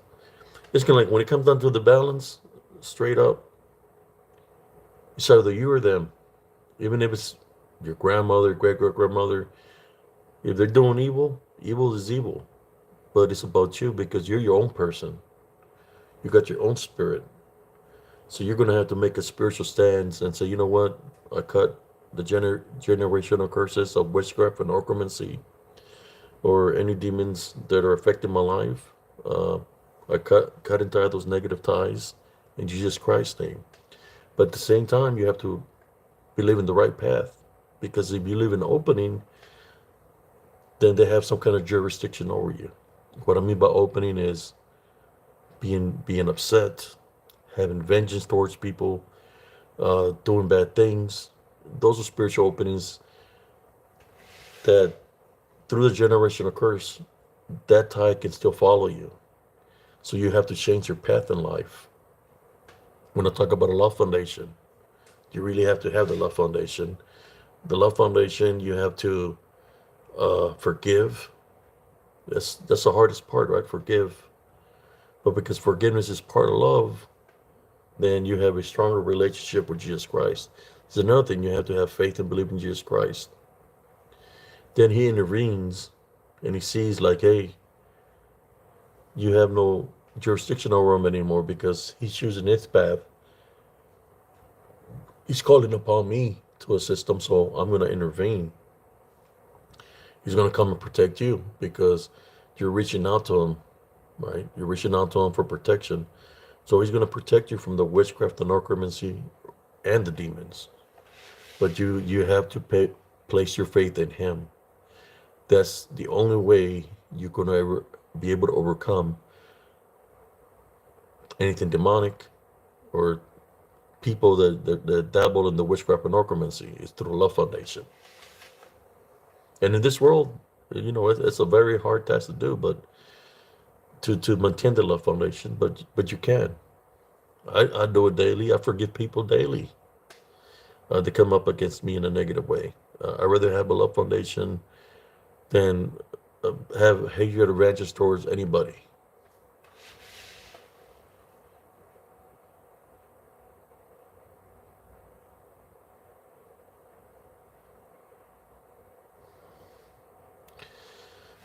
Yes, but you have to take the measures. You have to stand your spiritual ground of who you are. What they've chosen, they've chosen. But of who you are, you are. You have to stand your spiritual grounds. I believe that it can change your demeanor. If they if they still have something on you, you know, a picture of you, something that belongs to you, they can do that to do the witchcraft or necromancy. If it's a family member. And you're not helping it out if you're getting angry every day or being mad with the world, because that's the opening that it needs to continue to keep on messing with you.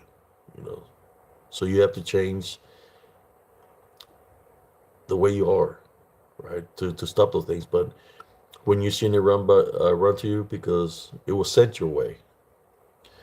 It was sent your way by, it's a generational curse. It was sent your way by somebody that you know, which will be the person that's dabbling in the dark arts in your family.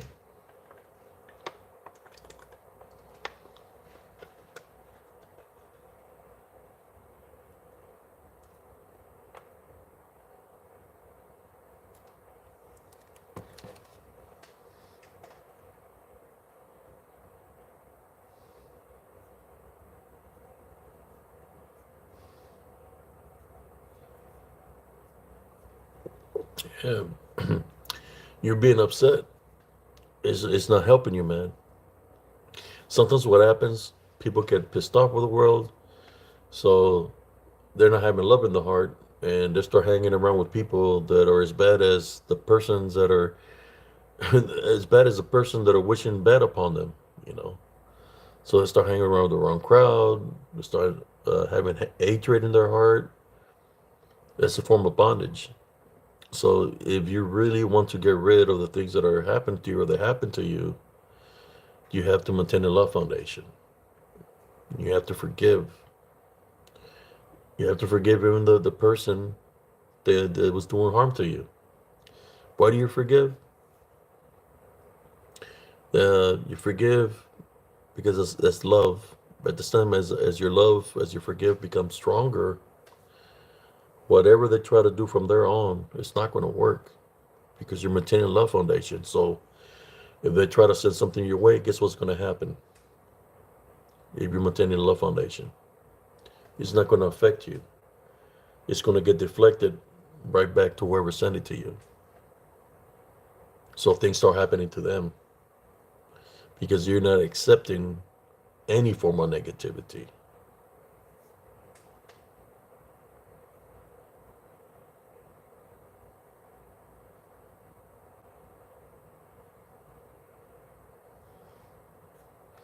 How you doing, Alex?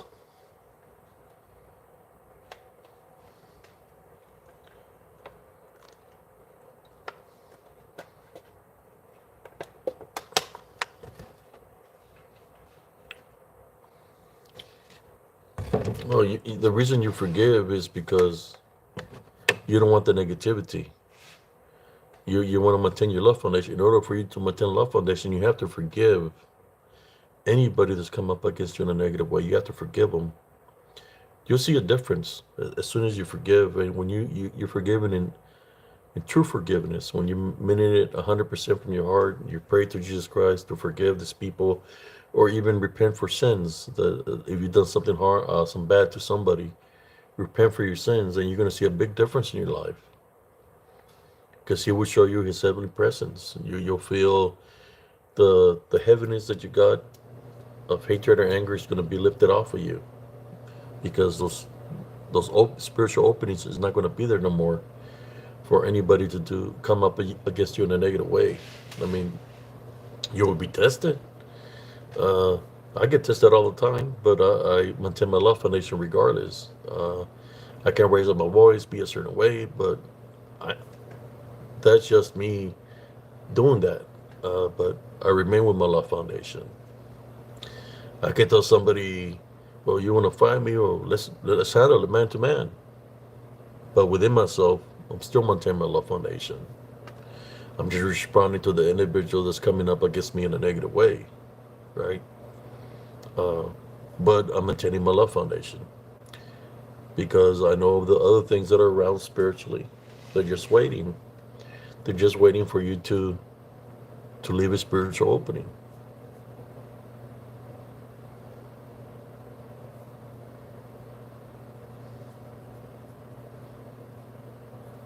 Yes. So that's what I've learned through my spiritual battles. So I've had witches, like now that I'm older, where gave a story. I was at a bar.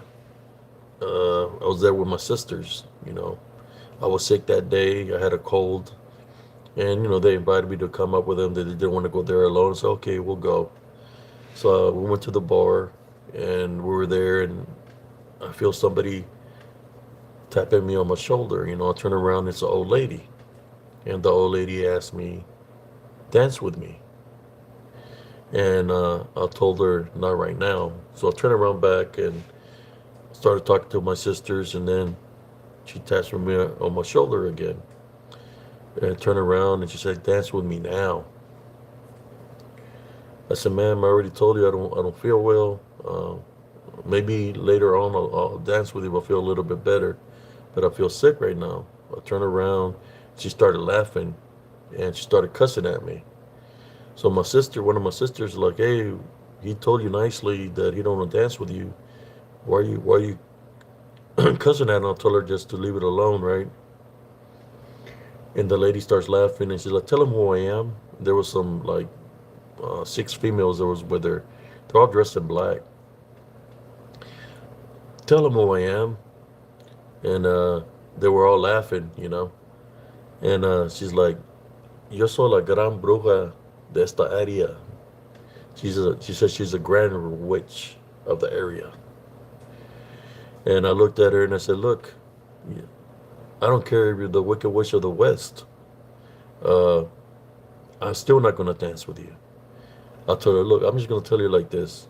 And I was telling her in Spanish, "I've seen people like you come and go in my life. And what I mean, come and go, is they're not here no more. They're gone because they came at me in a negative way. So I told her, not to try to do anything spiritually because it will backfire on you. She started laughing. She went over there with the other witches that were in the bar, and they started chanting something in different language. They were all Spanish ladies. They're not talking in Spanish. They're chanting something all together in unison as a group. So I'll start praying the Our Father within myself, fighting against them spiritually, right? But that's what I do because I've been in those situations all throughout my life since I was a kid. So, the night finished. We went home. Following week, I go back to that bar. And those women that were chanting with her, they're all looking at me, and some of them are running away from me. They're running away from me, and I'm like trying to figure out what's going on. Then one of them, she told me this, that one of those that stayed there, that was affiliated with them, said that that lady that was wishing bad upon me, which was a gran bruja, that she died that evening. She died out of a brain aneurysm because what they were wishing upon me was very bad, but it went back to her seven timefold. So she died that night from a brain aneurysm. And all the other witches that were with them, that were chanting with her, in cahoots with her, guess what happened to them, brothers and sisters? True story. They got cancer in the breast. So only God knows what they were wishing upon me, right? Which most likely was death. It went back to the sender, and it's nothing dealing with me. It's dealing with that Jesus Christ protects his children. I have my love foundation. I place my faith and trust in Jesus Christ, and he protects me. But that's what happened to her. Like I said, I've seen this happen numerous times. I can't even count them. That's how many times I've seen this happen to dealing with the balance when people come up against me in a negative way. That's why I tell people, please don't try to, because there's spiritually, I'm protected through the Heavenly Father. I don't have to do nothing to anybody. Things happen. If they summon a demon to come up against me, but the demon couldn't come up against me because I'm protected by the Heavenly Father, they flee in the name of Jesus Christ. Well, somebody summoned them, and they got to collect something, right? If something was promised, they got to collect it, so that goes back to the sender.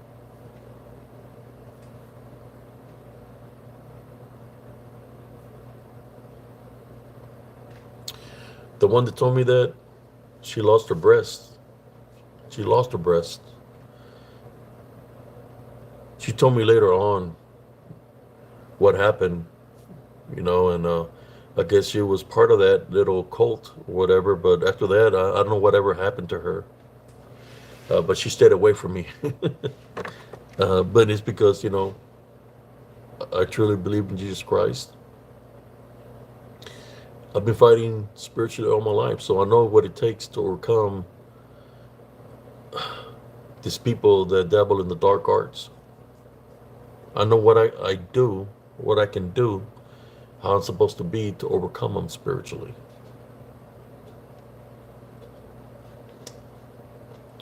How you doing, Sister Ivy Ramirez? You could say cancer and brain aneurysm, heart attacks, but we could say that's part of life. But I've seen it happen during spiritual battles when somebody's wishing bad upon me, and boom, that lady passed away that same day. She was coming up against me spiritually.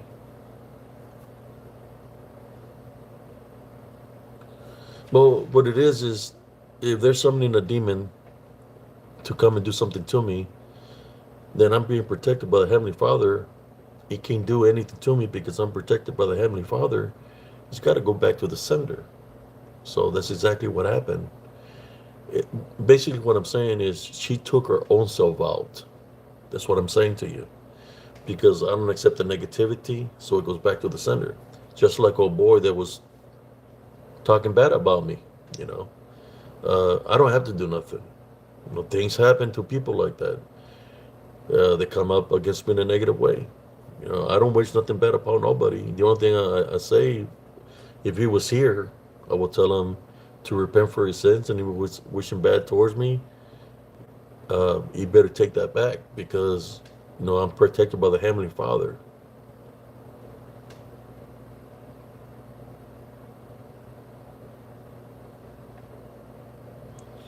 I got all kinds of crystals here in my home. Uh, it depends. There's some them crystals that have energy, spiritual energy. There's some crystals that'll protect you. I can name you several crystals that can protect you from negative energy or negative forces. Selenite, black tourmaline, uh, amethyst, labradorite. Uh, there's smoky quartz, citrine. There's so many properties of crystals that can protect you from negative forces. Colors can protect you from negative forces. Light blue. Light blue. Listen to me. Light blue warns off negative energies.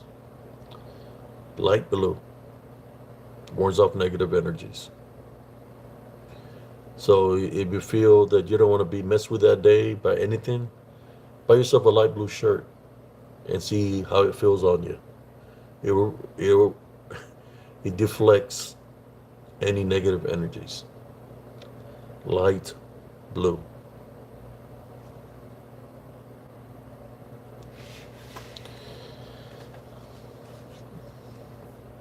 You know, anything can store anything. You know, unclean spirits can go into just about anything. But this are minerals of protection.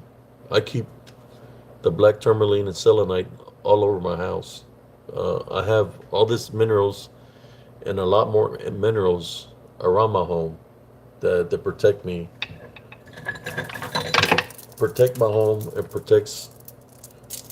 all my loved ones inside my home. They protects all my loved ones inside my home because it keeps anything negative out. So that's why I have them. Uh, of course, Jesus Christ is the ultimate protector. Well, thank you. Good night, cousin Jesse Carvajal, and thank you for doing an excellent job like you always do here in Spiritual Encrypted Encounters. Maybe one day I'll get cousin Jesse to do a show with me like we did the first time. He knows about a lot of these things also. He's my older cousin, and he's got a lot of spiritual wisdom and knowledge also, because he's been through a lot of things spiritually.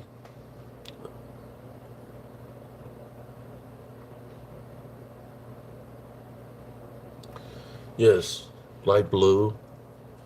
Uh, see, I'll show you. it's it's called angel light. It's light blue. Let me see if I can light it up better here on my. Oh, see I can see it better. It's light blue. Yeah, maybe we can go live tomorrow, cousin. We'll go early, start early. Just hit me up on Messenger and we'll do live early. I'm just going to show the people some of this beautiful minerals that I have here. Look at this one.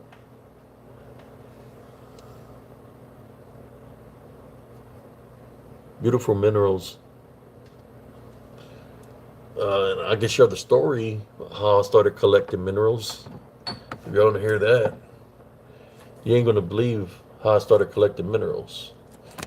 Something had to happen, right, in order for me to start collecting minerals.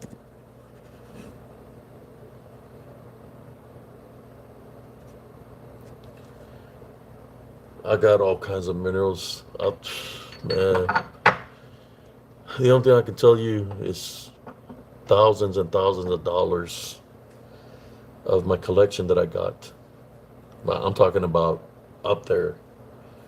But I will share the story how I started coming. I never wear minerals around my neck or anything, but I'm going to share the story with you how I collected. Look at this beautiful tower. Fire quartz.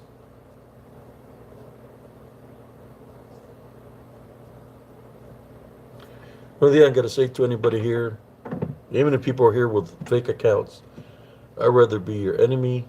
I'd rather be your friend than your enemy. Excuse me. I'd rather be your your friend than your enemy. I do have a lot of wisdom and knowledge to share. This one's got smoky quartz on it. It's a what do you call it? Moon. Can't remember the name of this tower here. Peach moon, but with smoky quartz in it.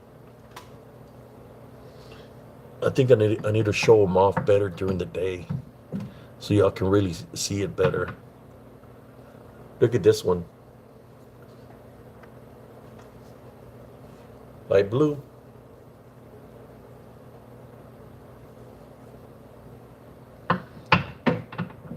I have a collection, y'all. If everybody is ever interested in buying something, I like blessing people with things, But I do have a big collection that maybe one day I'll sell some of my price items that I have here. See some of the comments here. Thank you, BBT.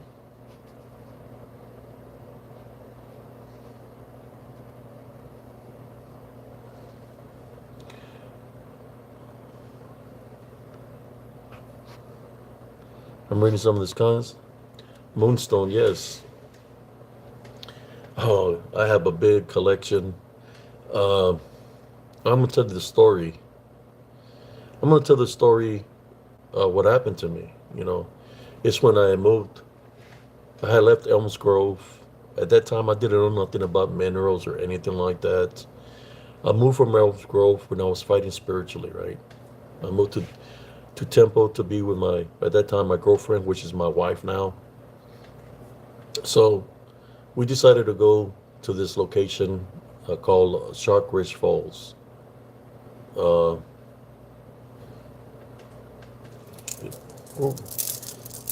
let me uh, let me do something real quick. I'll be right back.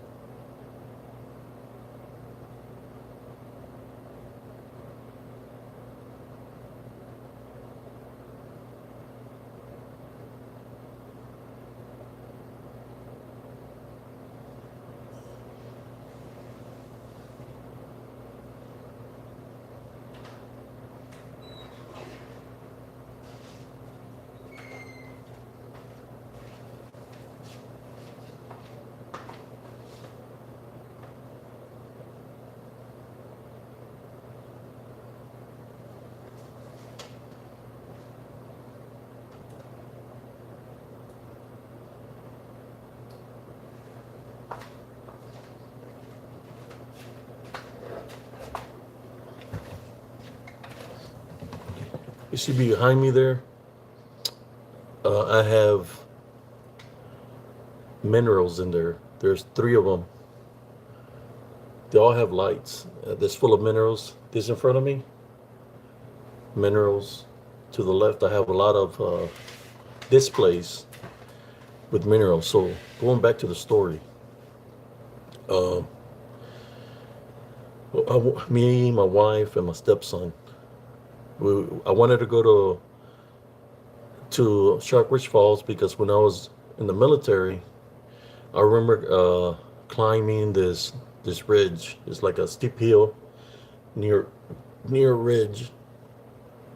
Yeah, when I was out there, I seen something purple, you know, which was like an amethyst. So I had gone up there to see if I could find it, you know. So at that time I was a little bit heavier and stuff, uh, and we walked all the way up there, and I was able to climb all the way to the top, and I'm looking underneath the ridge to see if I could find this amethyst, you know. So I look down, I'm waving at my wife, and she's recording me. And I guess she stopped recording because uh, there wasn't a good connection out there near the ridge. So as soon as she starts recording, what happens to me is that my back is against the wall of the ridge. I get shoved by something from my back. I feel a shove from the back. I lose my balance, and I start going downward. It's kind of like, have you ever seen Universal Soldier when they're going down the dam? Well, it was steep like that. So it's like I'm literally falling down, right? Like running, but my feet are moving so fast because it's a downward incline. And I'm trying to grab on anything that I can grab. There's trees. I'm missing the trees. I'm missing the branches. I feel my ankle twists. I feel my knee twist. It feels like my ankle, my knee is gonna break. So I just drop. I let my body drop, and I'm bouncing. Boulders, uh, blocking it with my forearms. I still got my elbow here messed up from it. This elbow, using my elbow, my forearm, my shoulders, my hips, my legs, because a lot of these boulders, they're aiming for my head. So I'm using my body, and as I'm falling, keep on rolling down. You know, I'm rolling, I'm hitting all these boulders, till finally my body stops because there's a big boulder that stopped me from falling down further down. So I'm laid out there. Then my wife, or you know, she's like freaked out, and she's like, "You okay? Are you okay?" Then her son comes up, halfway's up, and gets me, you know, and you know helps me down the thing. My ankle's hurting, my knee's hurting, and I'm like, I tell her, I think I'm okay. I'm okay, you know. So we still have to go back, like it's like 2 miles, right? Almost 2 miles to get to that location. So no, they held me back. Uh, just put it this way: I was in crutches for about 3 months. Now I had nothing broken, but my body was black and blue. It was all bruised up, you know, like literally, like bruised up. I think I got a video here of where I was standing on top of that ridge, and I have the video afterwards where you could see all the bruises I had on my body. But those bruises were just fresh bruises. The bruises that surfaced up afterwards were a lot worse. There was bruises and big bumps. I'm talking about big knots all over my body where this rock did damage. And at the time, I was on warfarin medicine, so you know they would tell me that if I ever get hit by something, you know, that I need to go directly to the emergency room. But I didn't. You know, I didn't go to directly. I waited like 2 or 3 days, so I knew I hadn't hit my head, but it just my body was pretty damaged, you know. But after that incident of a near death experience, I went to an estate sale, and I seen something purple in a bowl, and it looked like the amethyst that I was trying to look for. And I looked at it, I seen them, and I bought them. You know, about the bowl at an estate sale. And after that, I started collecting and collecting and collecting and still collecting. It's kind of like I became in tune with the elements themselves, right? And to know that there's elements within Mother Nature, minerals that have some kind of energy, right? In which there are some that have energy to protect. That's how I started collecting minerals. Not because, well, some of these haters, or say trolls that are wicked, it's not because because of witchcraft or necromancy or nothing like that. It's because they do have beneficial healing factors. Some protect you, some can heal you. You know, it depends uh, because everyone has something different. Rose quartz has some kind of healing benefit there also. There's all the minerals has something that they can protect you or heal you. Uh, so that's why I have so many towers, spheres, raw minerals. You know, anything you can think of, I most likely have.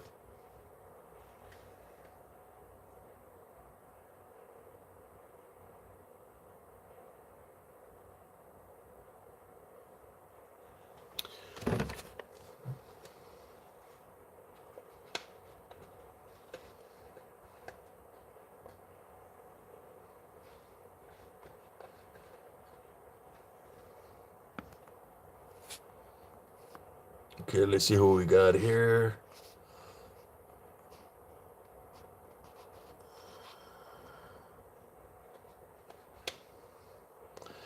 There are some courts. They're called record keepers. They have record keepers on them. What's weird about it is this record keepers look kind of like triangle-like, and some of the minerals have them on them. That it has little triangles, in which people call them record keepers. Sometimes minerals have them. I don't know if I got a raw piece that might have a record keeper on it. Uh, I have some record keepers. I just have to look for them.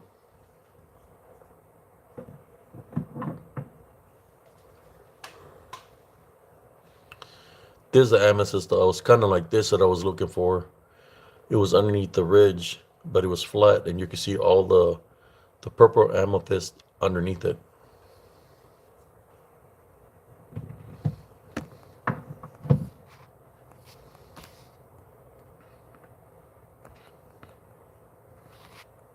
Let me see some of these comments here.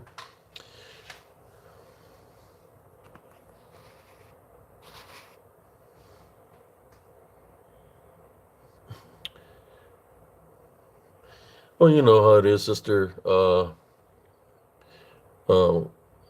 Ivy, the astrologers, that's what they do. They like to cause interruption on the conversation, but I'm not falling for that. I'm just focusing on sharing what I have to share, and I continue to do my live. That's why I got the moderators to put them off.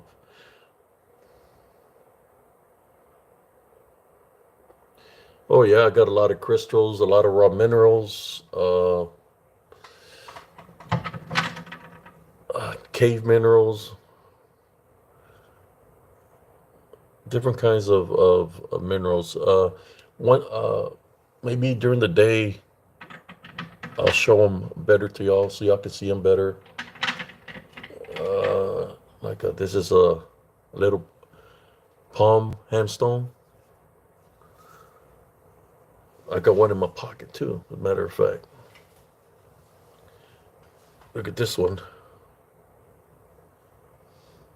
This is a fire quartz. Let me light it up some more so y'all can see it better.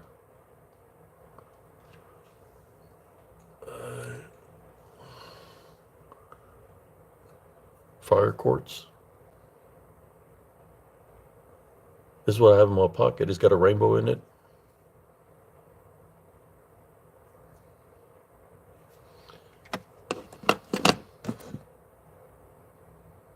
Clear quartz. Look at that.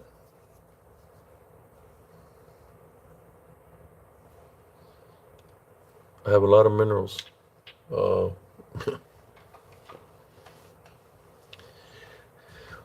I have tons. I tell my son that one day I'm going to price everything. So if something ever happens, I got selenite pieces up here that you can charge your minerals. Let me get it.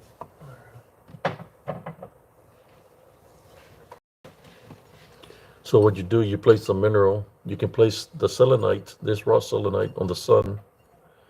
You place your little minerals on top of it so they can charge.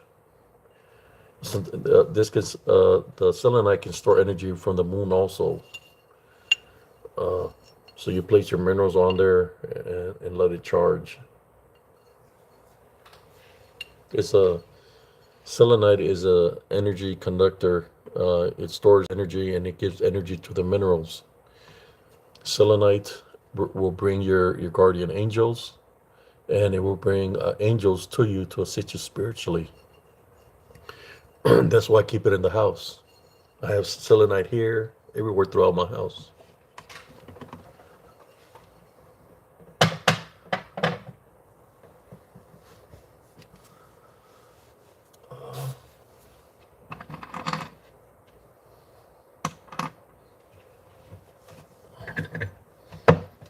This one is like, it's called, it's a form of a fatting quartz. It's flat. It's like fatting quartz. There's a piece of fatting quartz. I think there's like a little rainbow here somewhere. So this one's flat. You can see through it.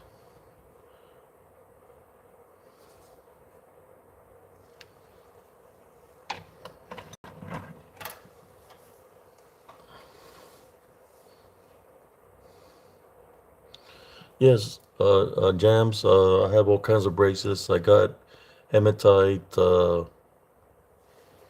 different kinds of bracelets. I have a collection of bracelets, smoky quartz, clear quartz, all the different kinds of tiger eyes, whether it's the yellow ones, the blue, the different colors of tiger eye. I have. This one is a black obsidian, but it's a silver black obsidian. I got some that are rainbow black obsidian, but black obsidian protects also. It's good as a black tourmaline. Black obsidian is a protector. This is a piece of selenite. This is a chakra selenite because it's got different minerals here, so it's a chakra to keep my body aligned, right? So it's a chakra one. It's got different little minerals.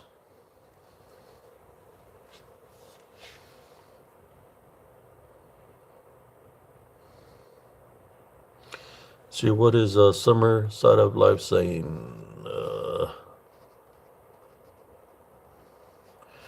It says tire ice leads you to seeing demonic things. Don't put it anywhere you sleep, and don't carry it with you. It can open realms and give you access to them, and they can see you to them. I never heard of that, but I'll keep that in mind. I'll look into it.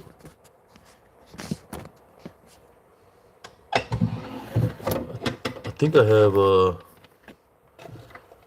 at this one. It's an amethyst bracelet. I mean, an amethyst necklace. Look at how deep purple that is. I get the amethyst. You keep it in a drawer keeping it where it's dark so it can maintain its color. This is purple amethyst. See that? Look at the deep purple color it got.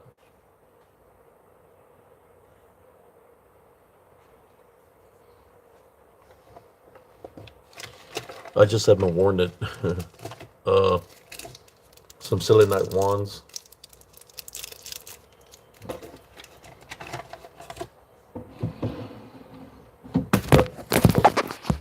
Uh, but I don't want to throw you off too much. I'm just letting you know. I share my story of how I started collecting, and it's been a collection of about,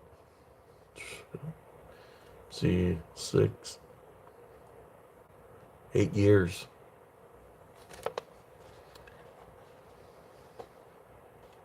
From a native shaman.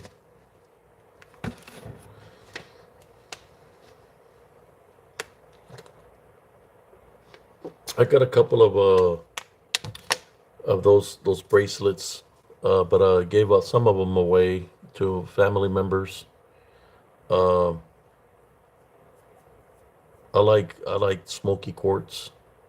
I don't have one on, but I do have them.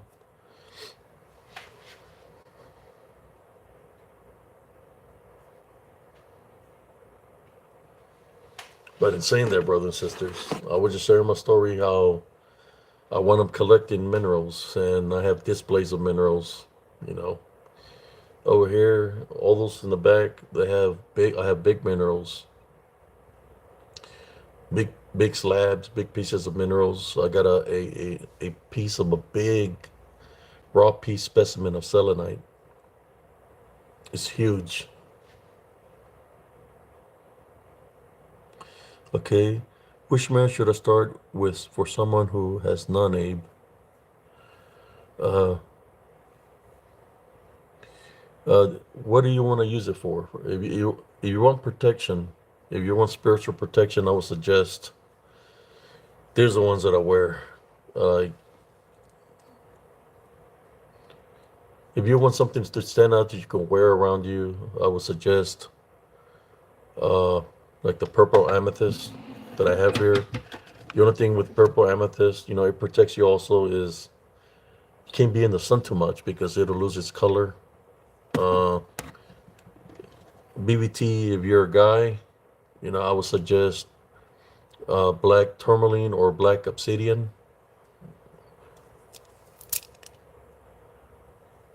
This one has silver in it, silver sheen. This is silver sheen obsidian. You can see the silver, it's got silver in it, but there's one that's all black obsidian, and then you got a gold uh, obsidian, and then there's a rainbow obsidian. Uh, if you want to wear it on you, uh, but if you want spiritual protection, I would suggest black tourmaline or a raw piece of black tourmaline or selenite. I always wear this around my neck. When I do my investigations, that's where I have around my neck when I go and investigate. About home, I would the same thing. What I've been telling you, I would say, all of them have some kind of factor, but I like keeping selenite and black tourmaline. There's some big raw pieces that I have of black tourmaline with uh, what is it, calcite? Not calcite. Shoot, what is it called? Is there's some that have black and like white in them, but it's got the black tourmaline in it. I got raw pieces like that, and I keep them by my windows, like in my bedroom. In the house here, I have the selenite for protection. So ever since I placed them, it's kind of a lot of the activity that was happening. It stops. It's like they can't enter here because it's being protected. Of course through prayer, through Jesus Christ, but by what's within here, it's being protected.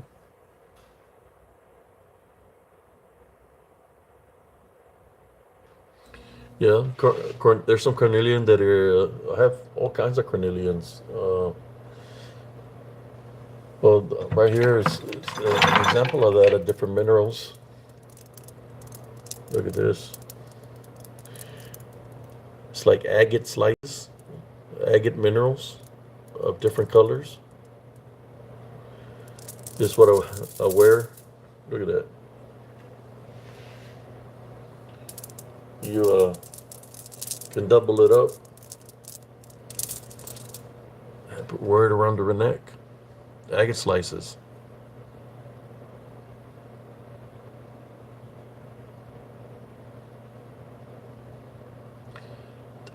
Terminite.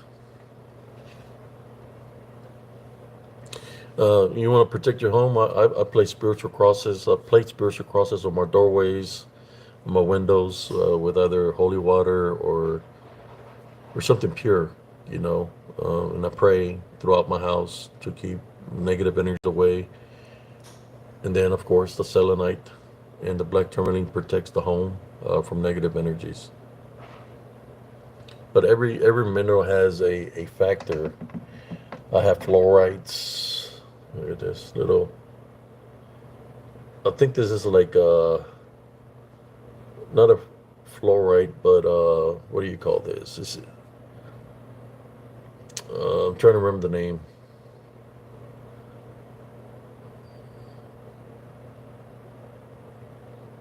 Green something.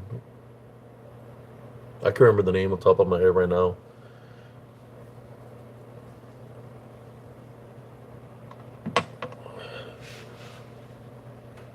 Olive wood cross, yes. But I don't want to keep y'all up too much no longer, brothers and sisters. I just want to say thank you for those who tune in tonight, and I hope maybe one day I'll share. What I can do is grab some of the minerals that I have, and look up the properties, what they do, and share them with you. Uh, share them with you.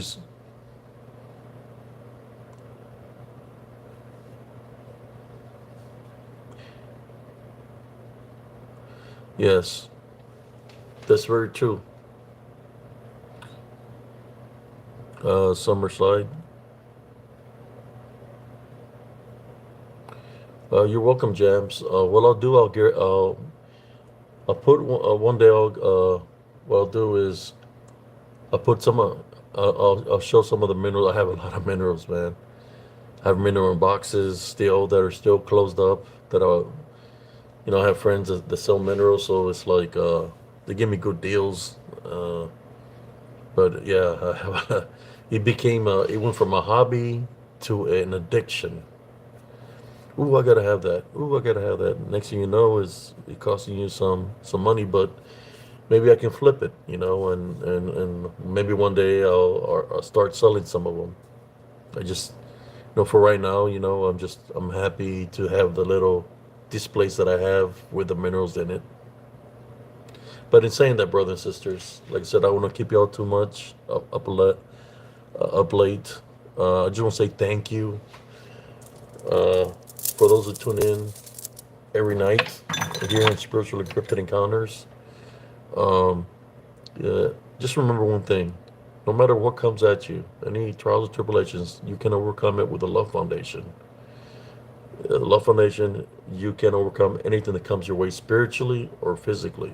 Uh, like I said, sometimes there's some people that are being bonded and they used to come up against you, in which, because they have spiritual openings. So, a Love Foundation can overcome anything that's unclean or that might be afflicting somebody. So just remember to fight spiritually with the Love Foundation.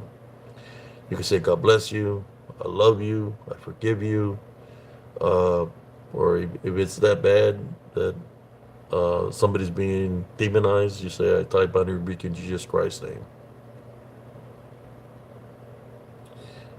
You're welcome, BBT, and thank you for tuning in here. For those that are here, thank you for the freaking likes, man. I appreciate it.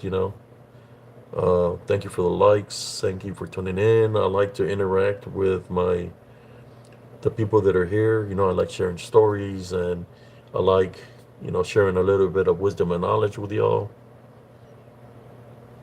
Something that I know, everything that I've learned, I learned it myself through my trials and tribulations. So I'm sharing my wisdom and knowledge to y'all to prepare y'all just in case you have to fight spiritually. Just to remember one thing: you're never alone.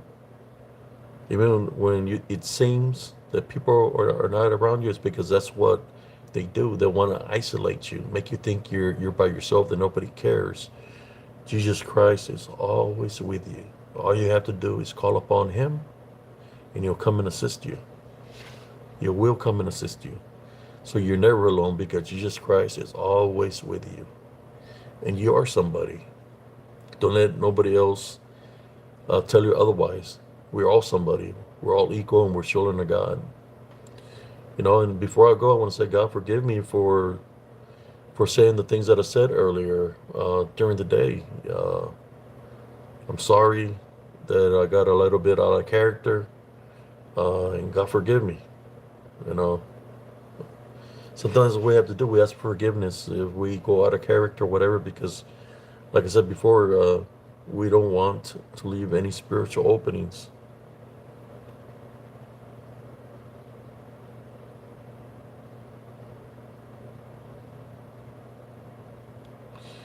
Sorry about that this week that you're in pain. Let me pray for you real quick before we go. Heavenly Father, this time we would like to pray for Biswick. We want you to place 70 crosses on them from head to toe. Send your heavenly angels of healing to Biswick, and get rid of whatever's causing their ailment. This I pray in Jesus Christ's name. Amen.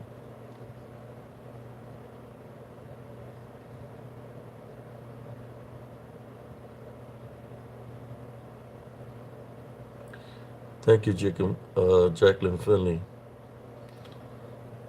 You talking about the rainbow there?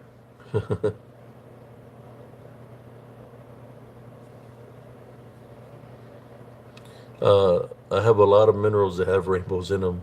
This one in my pocket has a rainbow. You're welcome, Biswick. The fire quartz has a rainbow right in the center. Uh, where that rainbow is, up here with the light, there's a lot of minerals in there that have rainbows in them. It's a mineral that has minerals meant that somewhere in his lifetime, lightning hit there, and when the lightning hit, the rainbow formed. But in saying that, brothers and sisters, man, I kind of don't want to leave. We got 30 viewers here, but it's already 4:52 in the morning. Uh, Thank y'all, brothers and sisters. God bless y'all, and y'all have a beautiful, blessed day. And always remember, you can overcome anything with the Love Foundation. Put it to the test. If somebody come up against you in a negative way, don't pay attention to the negativity. Deflect it. Tell them God bless you. Tell them I love you. Tell them have a blessed day. And you're gonna see that it might not be the person that was doing that coming at you in a negative way, because their demeanor is going to change. I'm just letting you know that there is an unseen spiritual battle happening amongst us. So it's very important to attend the Love Foundation. In saying that, good morning, good night, laters everybody, and have a beautiful, blessed day.